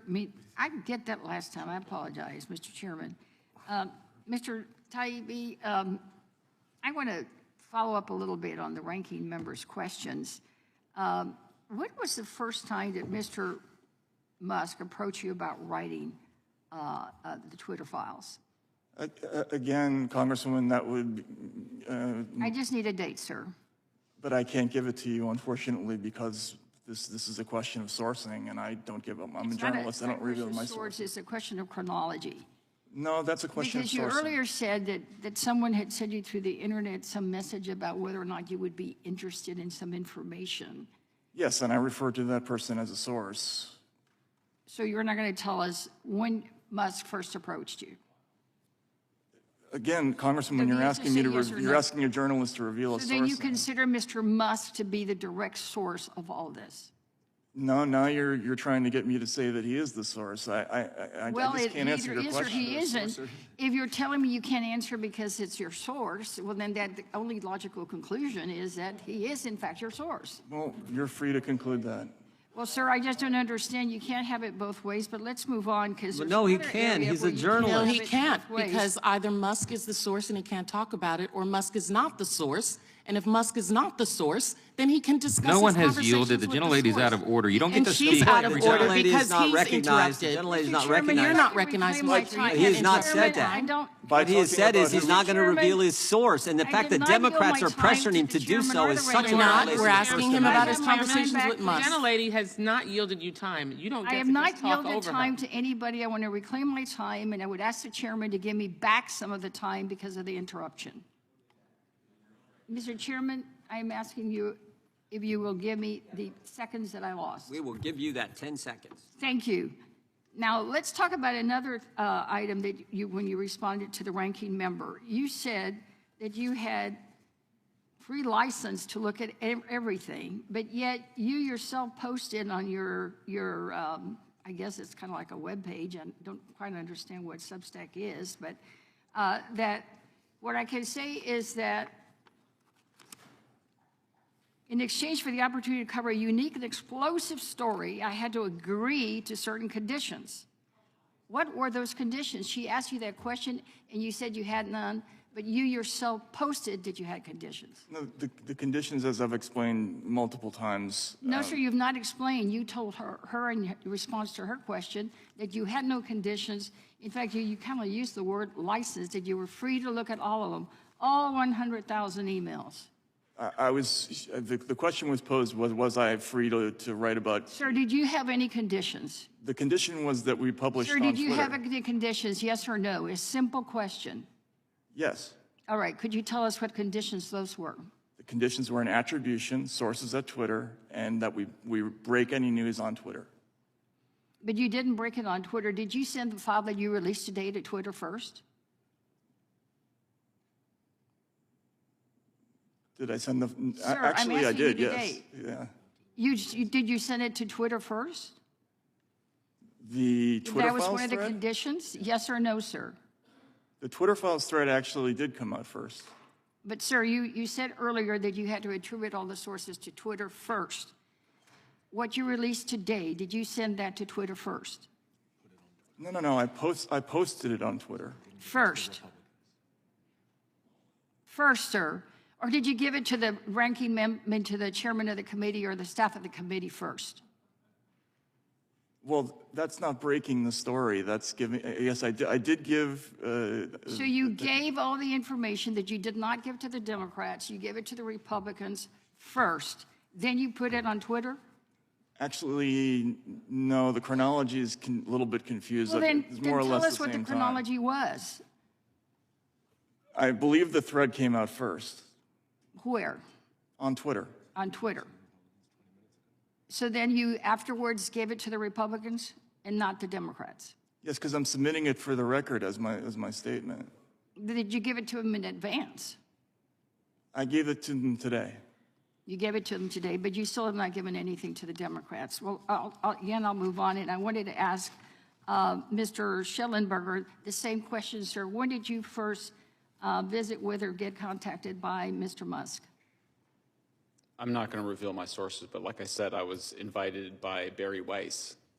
I'm not asking for sources, sir. I'm just asking for chronology. When did you first make contact with Mr. Musk? I don't know the exact date.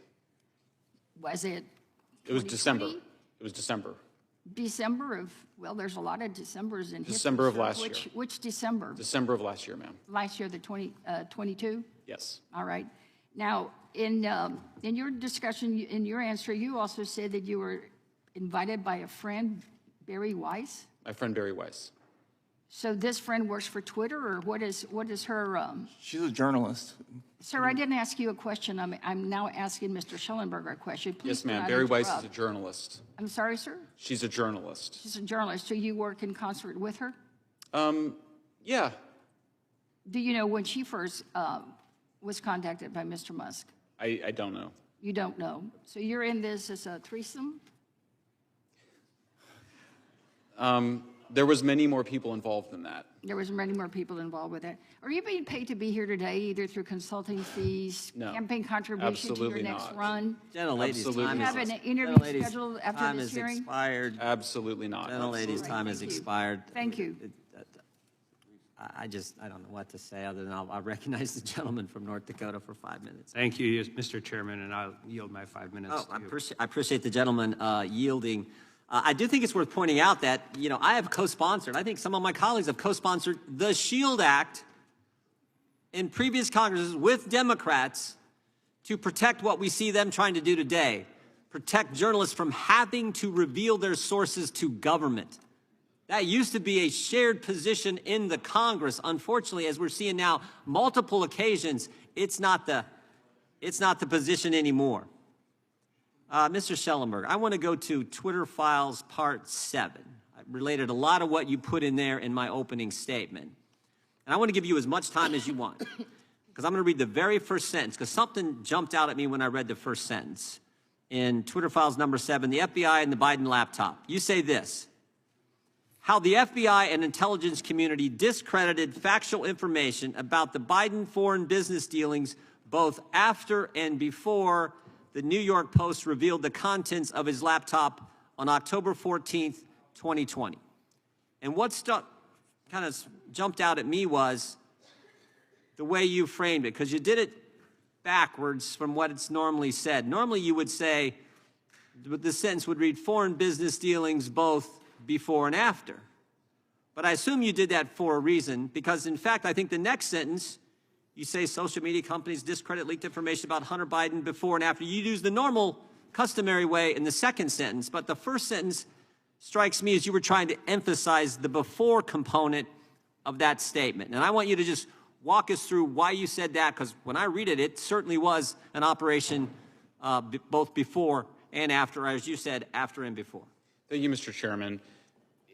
Reading through the whole sweep of events, I do not know the extent to which the influence operation aimed at pre-bunking the Hunter Biden laptop was coordinated. I don't know who all was involved, but what we saw was you saw Aspen and Stanford many months before then saying, don't cover the material in the hack and leak without emphasizing the fact that it could be disinformation. Okay, so they're priming journalists to not cover a future hack and leak in the way that journalists have long been trained to, in the tradition of the Pentagon Papers, made famous by the Steven Spielberg movie. They were saying cover the fact that it probably came from the Russians. Then you have the former general counsel to the FBI, Jim Baker, the former deputy chief of staff to the FBI, both arriving at Twitter in the summer of 2020, which I find what an interesting coincidence. Then when the New York Post publishes its first article on October 14th, it's Jim Baker who makes the most strenuous argument within Twitter. Multiple emails, multiple messages saying this doesn't look real, There's intelligence experts saying that this could be Russian disinformation. He is the most strenuous person inside Twitter arguing that it's probably Russian disinformation. The internal evaluation by Yoel Roth, who testified in front of this committee, was that it was what it looked to be, which was that it was not a result of a hack and leak operation. And why did he think that? Because the New York Post had published the FBI subpoena taking the laptop in December of 2019, and they published the agreement that the computer store owner had with Hunter Biden that gave him permission after he abandoned the laptop to use it however he wanted. So there really wasn't much doubt about the provenance of that laptop. But you had Jim Baker making a strenuous argument, and then of course you get to a few days after the October 14th release, you have the President of the United States echoing what these former intelligence community officials were saying, which is that it looked like a Russian influence operation. Yeah. So they were claiming that the laptop was made public by a conspiracy theory, and the conspiracy theory that somehow the Russians got it, and they convinced Yoel Roth that they convinced him of this wild hack and leak story that somehow the Russians stole it, got the information, gave it to the computer store, and it was bizarre. So you read that chain of events, and it appears as though there is an organized influence operation to pre-bunk. Why? Why do you think they could predict the time, the method, and the person? Why could the FBI predict it?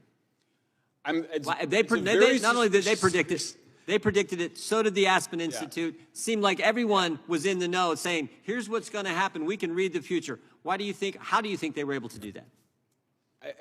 I think the most important fact to know is that the FBI had that laptop in December 2019. They were also spying on Rudy Giuliani when he got the laptop and when he gave it to the New York Post. Now, maybe the FBI agents who were going to Mark Zuckerberg at Facebook and to Twitter executives and warning of a hack and leak, potentially involving Hunter Biden, maybe those guys didn't have anything to do with the guys that had the laptop. We don't know that. I know. But I have to say, as a newcomer to this, as somebody that thought it was Russian disinformation in 2020, everybody I knew thought it was Russian. I was shocked to see that series of events going on. It looked to me like a deliberate influence operation. I don't have the proof of it, but the circumstantial evidence is pretty disturbing. It's pretty overwhelming. Thank you, Mr. Schellenberg. Now recognize the gentleman from New York, Mr. Goldman, for 5 minutes. Oh, I think it's Mr. Allred first. Oh, I'm sorry. You just walked in. Recognize the gentleman from Texas. Go right ahead. Well, thank you, Mr. Chair. I'd like to ask unanimous consent to enter a few tweets into the record. Sure. Can you identify the tweets? Let's see. I think staff should have them. Can we put the tweets up on the screen?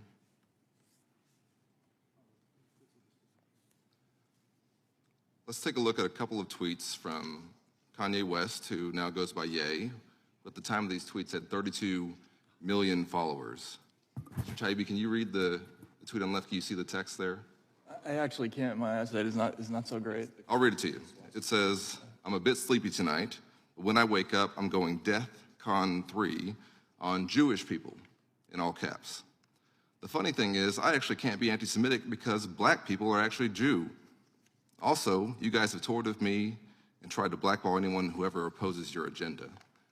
And can you see the tweet next to it? I can, yes. It's would you describe it? It's a Star of David, the swastika in the middle of it? Yes. Should those tweets have been taken down by Twitter? I think it's a difficult question. Hate speech is protected in the United States. One of my heroes growing up was the Ukraine-born author Isaac Babel. He gave a speech at the first Soviet Writers' Congress, and he was asked if any important rights had been taken away.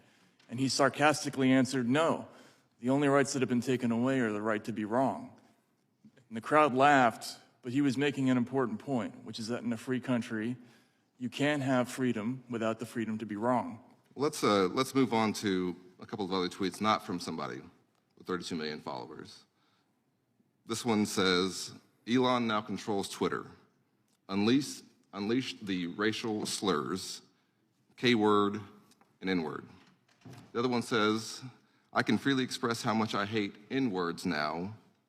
Thank you, Elon. See, these tweets were taken down, even by Elon Musk's Twitter, and they should have been, because they're hate speech. and they lead to real-world reactions. In fact, in the 12 hours after Elon Musk's acquisition of Twitter, hate speech of all kinds spiked on Twitter, including a 500% increase in the use of the N-word. And it's not just online. From 2020 to 2021, hate crimes rose almost 44% in major cities. So hate speech online has real impacts in life.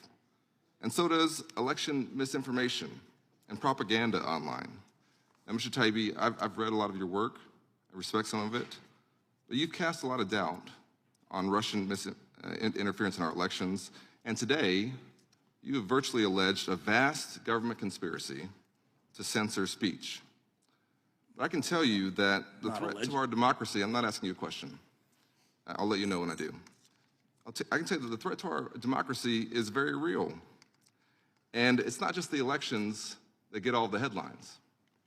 In 2018, in a congressional race, two Kremlin-aligned foreign nationals named Lev Parnas and Igor Fruman succeeded in funneling illegal Russian money to a Trump-aligned super PAC that spent $1.3 million to support the Republican candidate.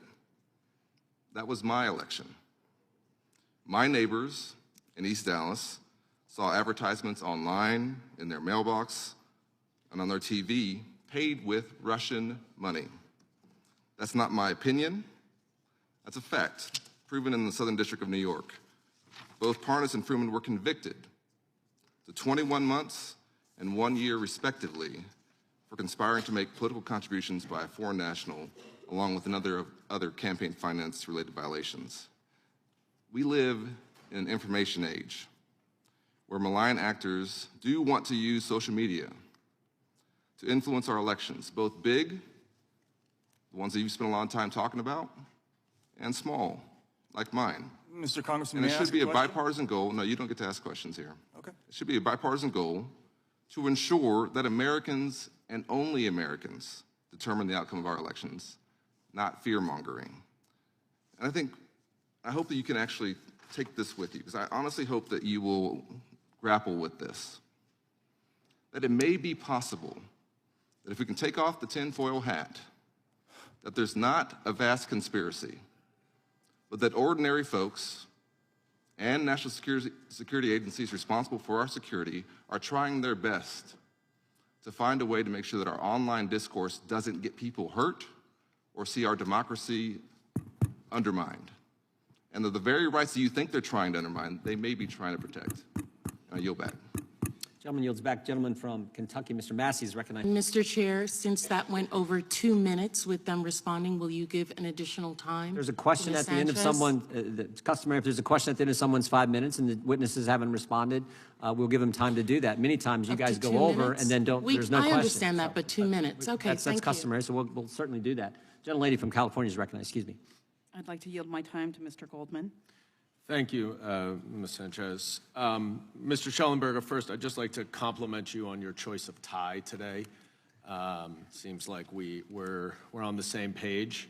I would also just like to respond to your last point and just remind everyone that, of course, we all believe in the First Amendment, but the First Amendment applies to government prohibition of speech, not to private companies. I want to talk about your Twitter files number 7, Mr. Schellenberger.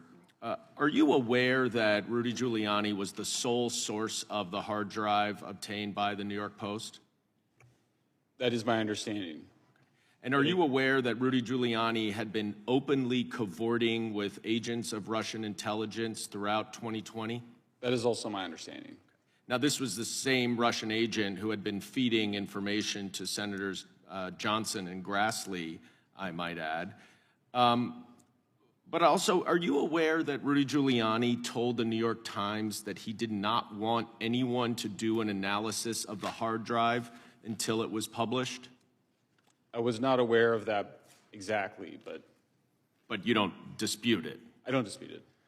And are you aware that one of the New York Post reporters for the Hunter Biden story refused to put his byline on the story? Yes. And are you aware that Fox News called the story, quote, very sketchy, unquote? I'm aware that somebody at Fox News said that, yes. Correct. Brett Baer at Fox News said Yes. that. And are you aware that the FBI had nothing to do with Twitter's decision to pause the New York Post story? I am not aware of that. Okay, well, let me read you the testimony from Yoel Roth at the hearing we had on February 8th. Quote, the FBI was quite careful and consistent to request review of the accounts, but not to cross the line into advocating for Twitter to take any particular action. And then Jim Baker said, in response to the chairman's question, when he asked, did you talk to the FBI about the Hunter Biden story?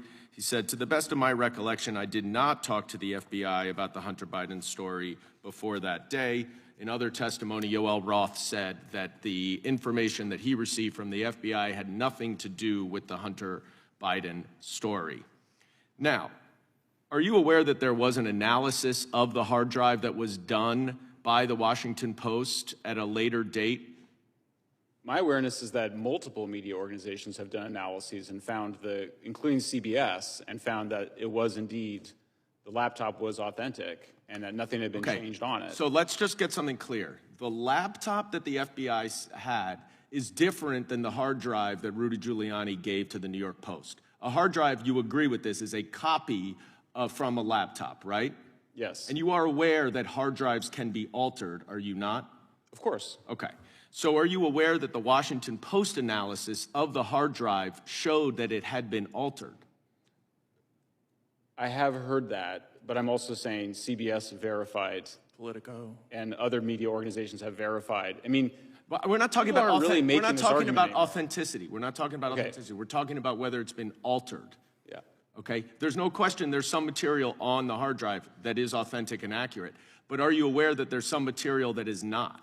My understanding is that there are copies of the hard drive that have been tampered with, and that media organizations, including CBS, have verified that the laptop in question was not tampered with. I don't know what the laptop in question, but let's move on, because you said in your Twitter files, am I correct, that every single fact in the New York Post story was accurate? Yes. Okay. Do you recall that the first paragraph of that Post story said that then Vice President Joe Biden pressured Ukraine to fire its prosecutor general because he was investigating Burisma, where Hunter Biden was on the board? Yes. Okay. I have here, which I'd like to enter into the record, the Trump-Ukraine Impeachment Inquiry Report, 300 pages by the House Intelligence Committee. Did you review this report before you said that every fact in this story was accurate? Without objection, the material be entered in the record. Did I read that before I wrote the Twitter files? No. Yeah. Okay. I'm aware because of its if content. you read this, you would have known that every single State Department and Trump administration expert on Ukraine said that Vice President Joe Biden, in concert with the European Union and the IMF, was executing official U.S. policy by encouraging Ukraine to fire the prosecutor general because he was not prosecuting corruption and was not prosecuting companies like Burisma. So that story, notwithstanding your allegations, was false. And I yield back. Gentleman yields back. The chair now recognizes the gentleman from Florida, Mr. Gates, for 5 minutes. Impeachment nostalgia always warms my heart, but we are here focused on a weaponized government, a whole-of-government approach that has been turned against the American people. And while Rudy Giuliani may have been running around with the laptop in 2020, what is an indisputable fact is that the FBI had the laptop in 2019. And it appears that the last round of questioning misses the boat, that it's true. The information is authentic.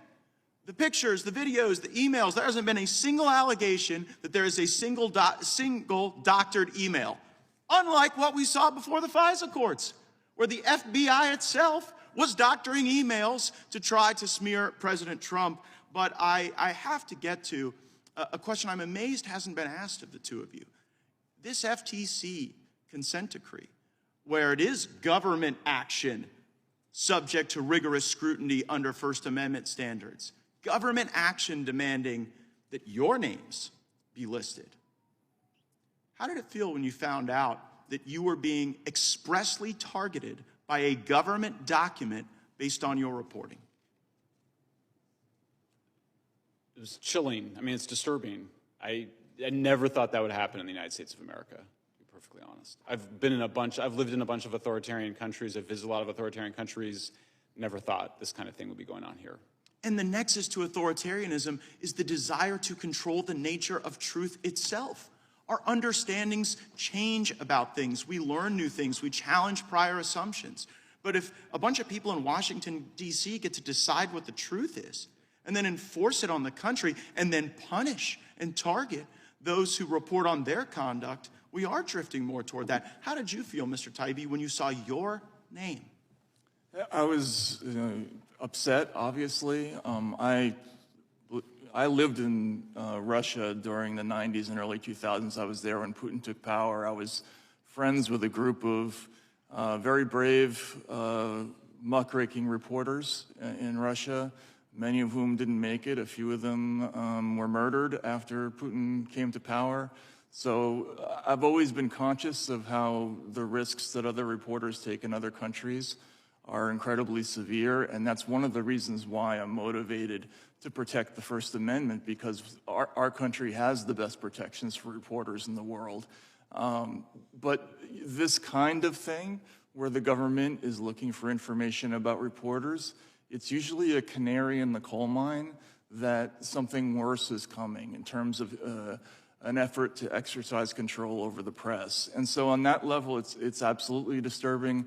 Also, the Aspen Institute report that we published today, talked about today in the Twitter files thread, one of their recommendations was that the FTC be empowered to have unlimited power to search all data of private companies so that they could more freely and more accurately search the speech of ordinary citizens. So as we're trying to put downward pressure on the government's expanding authority to be able to engage in what we see mostly from dictatorships, what you're reporting and what you're observing is that actually they view this as a growth industry, the information business, right?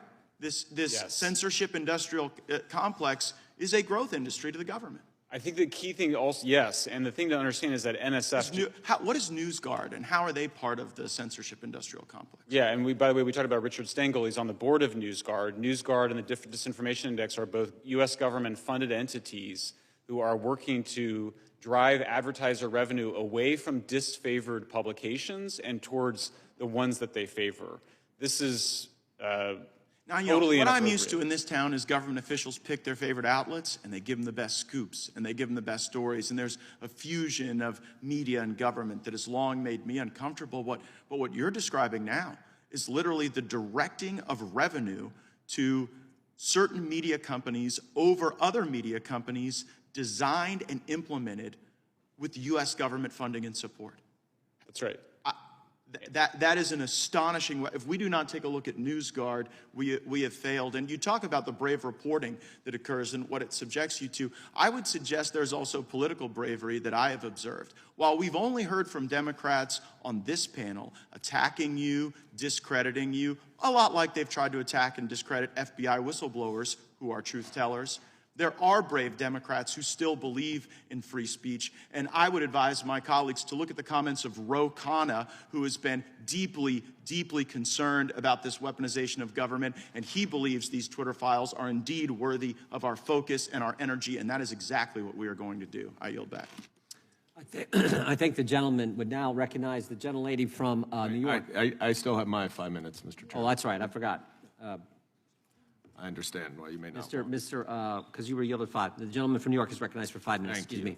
Mr. Schellenberger, I may have misheard earlier, but is it your testimony here today that you disagree with the 2 indictments by Special Counsel Robert Mueller that definitively established that Russia interfered in our 2016 election through social media disinformation and a hack and leak operation? No, I don't disagree. Okay. Mr. Taibbi, do you disagree with those 2 indictments? Well, indictments aren't a thing to disagree. Do you disagree? They're about 40 or 50 pages. Do you disagree with the evidence outlined in those indictments? Well, indictments are just charges. I just asked you, do you disagree with the evidence included in those indictments? Yes or no? I'm not on the jury of that case. I couldn't possibly say yes or no. Okay, because you said earlier, I believe, that you did not see Russia, you could not confirm that Russia interfered in our election in 2016, that you don't believe that. Is that your testimony here today? You don't believe that they did? I think it's possible that they may have on a small scale, but certainly not to what's been reported. What's been reported or what's been included in the indictments? Well, again, indictments are allegations. They're not proof. And I understand. It's pretty detailed allegations. In the Mueller indictment, by the way. You should go read the indictment and then come back and tell us if you actually think there's no proof of it. Well, but let me move on. Some of those defendants, by the way, when they showed up. Please, let me move on. That's how this works. You should know that by now. So do you disagree with the special counsel Mueller's conclusion in his report, Mr. Taibbi, that the Trump campaign knew about Russia's interference, they welcomed it, and they used it for their benefit? You have no reason to disagree with that, don't you? You have no information. So after that foreign interference in our 2016 election, Twitter and other social media companies naturally wanted to work with the intelligence community to stop Vladimir Putin from interfering in our elections again. Mr. Taibbi, do you think it's a legitimate pursuit of the FBI to try to stop foreign interference in our elections? Again, sir, will I be allowed to answer this question, or? It's a yes or no question. Do you think it's a legitimate pursuit of the FBI? It's not a yes or no answer. No. I'm not asking how. I'm saying, as an objective, do you think it's a legitimate objective of the FBI to stop foreign interference in our elections? I think it's a legitimate objective to stop actual foreign interference. Okay. I mean, I don't know what the difference is, but that's fine. Well, since Russia used social media disinformation, according to Special Counsel Mueller, I understand you may disagree with the allegations, to interfere in our 2016 elections, are you trying to say that the FBI had no basis to inform social media companies about efforts to potentially interfere in our elections after 2016? I can tell you that I read internal Twitter emails where Twitter expressly talked about the fact that the FBI couldn't possibly know more than they did about whether or not there was Russian interference, and that, in fact, even they couldn't determine which accounts were actually IRA and which ones weren't. Okay, I understand you like to filibuster. That was not an answer to my question, but I'll move on. Mr. Schellenberger, in all of the emails that you reviewed, did the FBI ever direct Twitter to take down any accounts or remove any posts? Yes. They directed Twitter to remove them, or they said these may violate your terms and services? Yes. I think that's an accurate use of the word direct. They said these may violate. You think that saying that these may violate your terms and conditions is the same as directing them to take an account down? Yeah, I mean, I think if a police officer says, all right, well, you broke the that's law. Very helpful. That's very helpful. I'm glad to know that you think flagging something for a private company to make a decision about what they should do is a direction. Now, Mr. Chairman, you have repeatedly said that this committee is all about protecting the First Amendment. Mm-hmm. And what's unfortunate here is that we are talking about Twitter, and that we are not talking about Republican government officials around the country who are banning books. And we are not talking about... Would the gentleman yield? No, I will not. And we are not talking about Donald Trump jailing his former counsel to prohibit him from publishing a book that the president did not want. The former president literally jailed his enemy. And we're here talking about Twitter. Twitter. And even with Twitter, you cannot find actual evidence of any direct government censorship of any lawful speech. And when I say lawful, I mean non-criminal speech, because plenty of speech is non-criminal. I'll give you one. The gentleman's time to expire. I'd ask unanimous consent to enter into the record the following email from Clark Humphrey, Executive Office of the Presidency, White House Office, January 23rd, 2021. That's the Biden administration, 4:39 a.m. hey, folks. This goes to Twitter. Hey, folks, wanted to use the term they used the term Mr. Goldman just used. Wanted to flag the below tweet, and I'm wondering if we can get moving on the process for having it removed ASAP. Boom. That is. Could you read the below tweet? And then if we can keep an eye out for tweets that fall in this same genre, that would be great. This is a tweet on the very issue that Thomas Can you Mr. just, brought. for the fullness of the record, can you read the, because I've not seen this, can you read the tweet that it's referencing? I don't have the tweet here with me, but the gentleman's point was, tell us, you said no time did government try to tell Twitter to take that, to explicitly remove something, and no, I said explicitly remove lawful speech. Lawful speech. We're going to conflate. The First Amendment is not absolute. Twitter, this is something from Robert Kennedy Jr.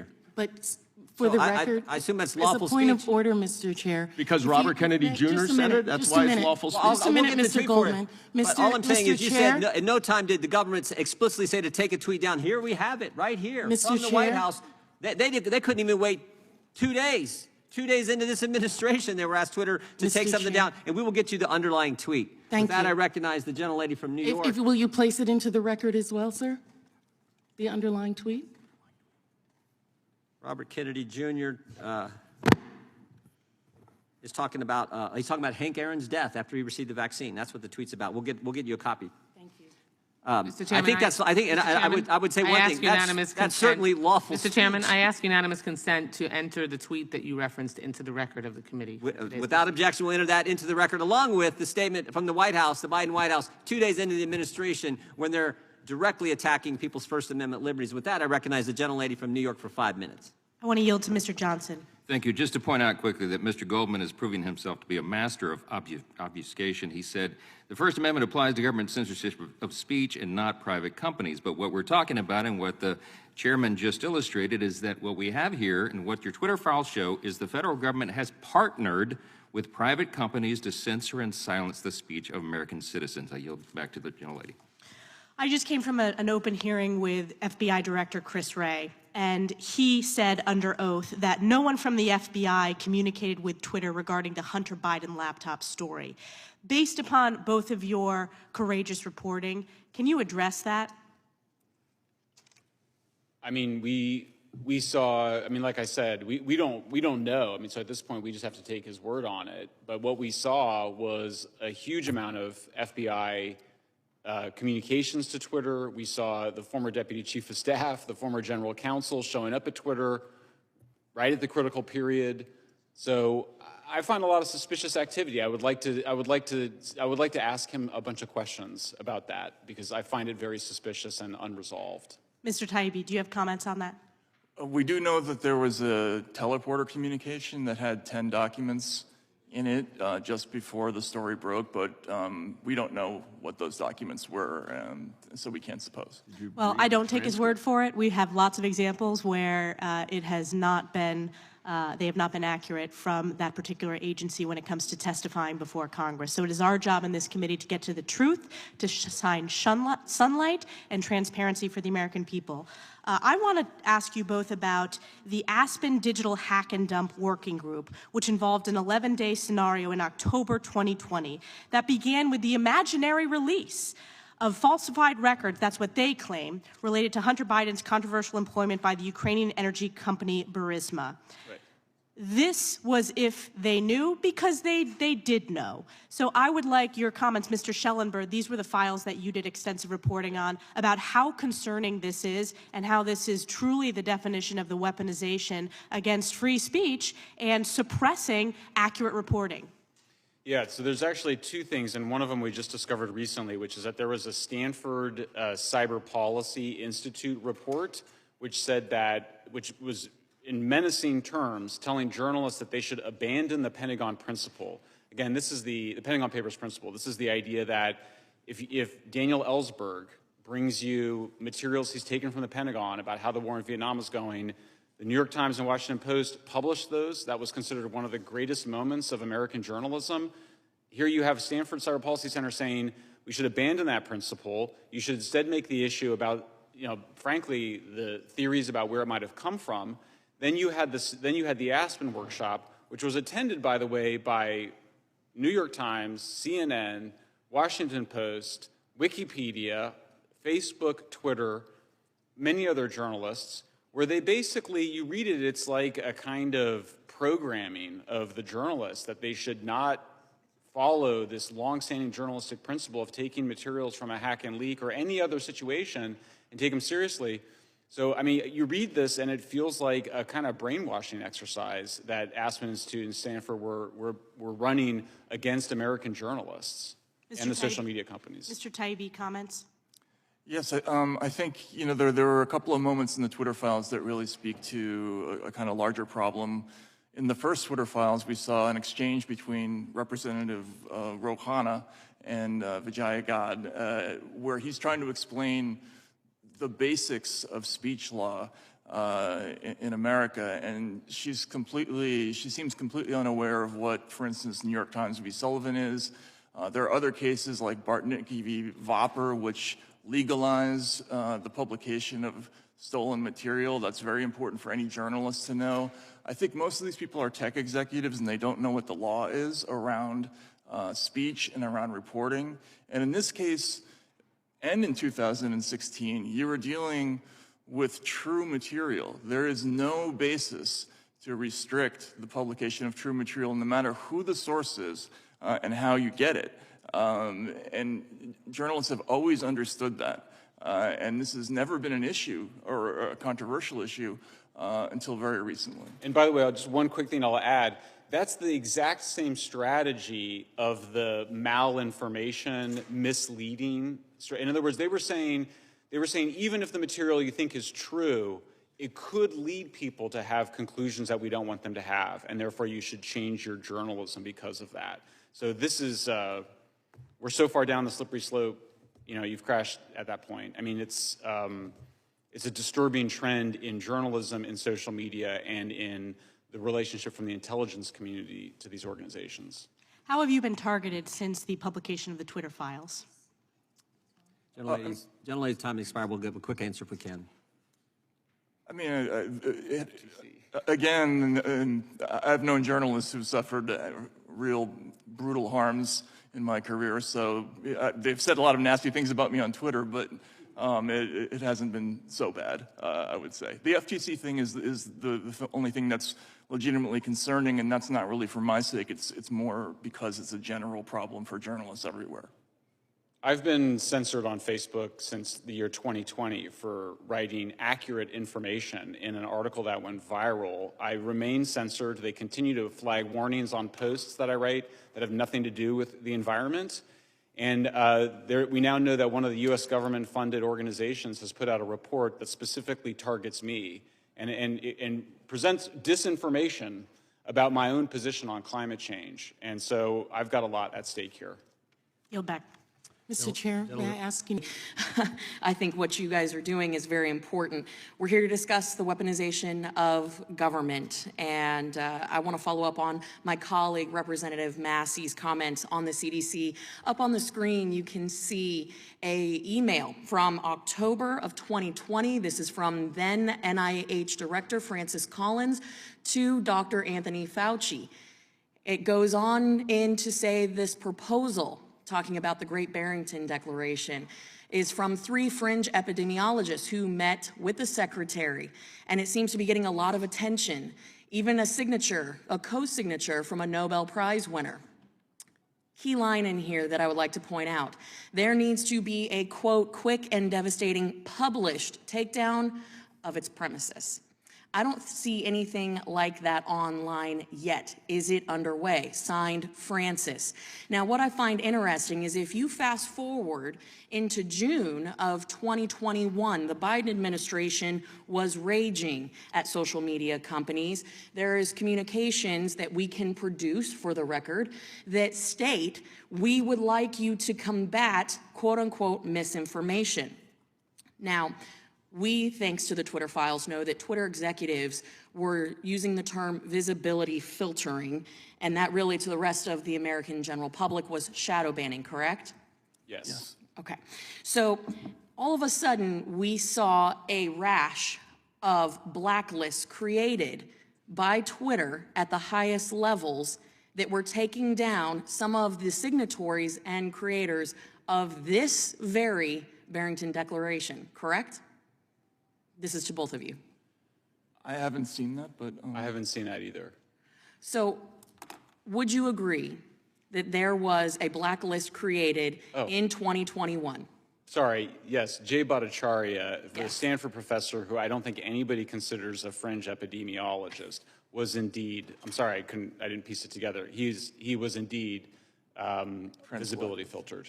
Correct. And so this blacklist that was created that really was used to deplatform, reduce visibility, create lists internally where people couldn't even see their profiles. That was used against doctors and scientists who produced information that was contrary to what the CDC was putting out, despite the fact that we now know that what they were publishing had scientific basis and, in fact, was valid.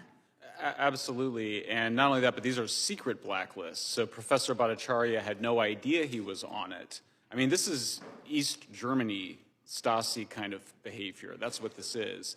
And the Great Barrington Declaration, by the way, I was skeptical of it at the time, but it actually now looks pretty good in terms of how response to COVID. But even if it was totally wrong, it still deserved, I mean, this is the whole point of the First Amendment, is that I think we all have the experience of you're not right until you're wrong a lot. You know, you actually have to have that debate and that conversation. So by repressing that, we actually stifled, I think, a much broader conversation we could have had about how to effectively respond to COVID because they were secretly blacklisting people like Jay Bhattacharya. And I think to the bigger point that Americans are concerned about when it comes to the weaponization of government, this isn't Republican or Democrat issue, this is an American issue. You had individuals, millions of Americans, who in many cases were being mandated to take an experimental vaccine, and when those that wanted to consider taking it were trying to make an informed decision, you had opinions that were being silenced because it didn't fit a specific narrative pushed by the Biden administration, correct? Absolutely correct, and that's why we use the language of disfavored ideas and disfavored people, because it doesn't fall neatly among left and right lines. If there's anything going on here, it tends to be more of a disproportionate blacklisting of more populist voices, or just ideas that we would consider slightly outside of the Overton window, the mainstream opinion at the time, but the Overton window moves. And so the idea that you're just going to narrow the entire, what's acceptable on social media to what is mainstream at the time would basically freeze us and not allow the society to progress and for knowledge to grow and for the democracy to function. With the 14 seconds that I have left, Mr. Taibbi, if you'd like to weigh in on any of this that we have talked about and why this is a direct threat to Americans today, I would appreciate it. Just quickly, again, we yesterday discovered this email talking about the suppression of people telling their own stories of true vaccine side effects. So these are people who are telling about their own experiences, things that happen to them that are true, and they're being suppressed because what anti-disinformation does is the opposite of what the press does. They are aiming for what the narrative is, and they already know in advance what they're looking for, whereas a journalist goes into a story, does not know what the truth is. We often find that the thing we expect to find turns out to be completely different. They know in advance what they're looking for, and that's why this is so dangerous. My time has expired. I yield back. Thank you, too. The gentlelady yields back. I want to thank our witnesses for being here today.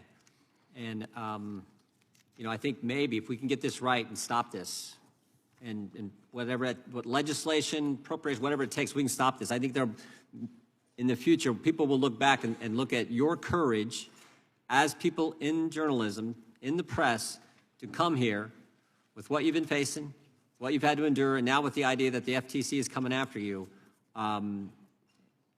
That's something that I think is pretty darn important and certainly noteworthy. So we appreciate you sitting here for 2.5 hours, taking the questions you did, but giving so much valuable information to this committee, who is certainly on our side, committed to protecting the First Amendment and people's right to speak. So that concludes today's hearing. Again, we thank you both for being here. Without objection, all members will have 5 legislative days to submit additional written questions. for the witnesses or additional materials for the record. Without objection, the hearing is adjourned. Thank you, sir.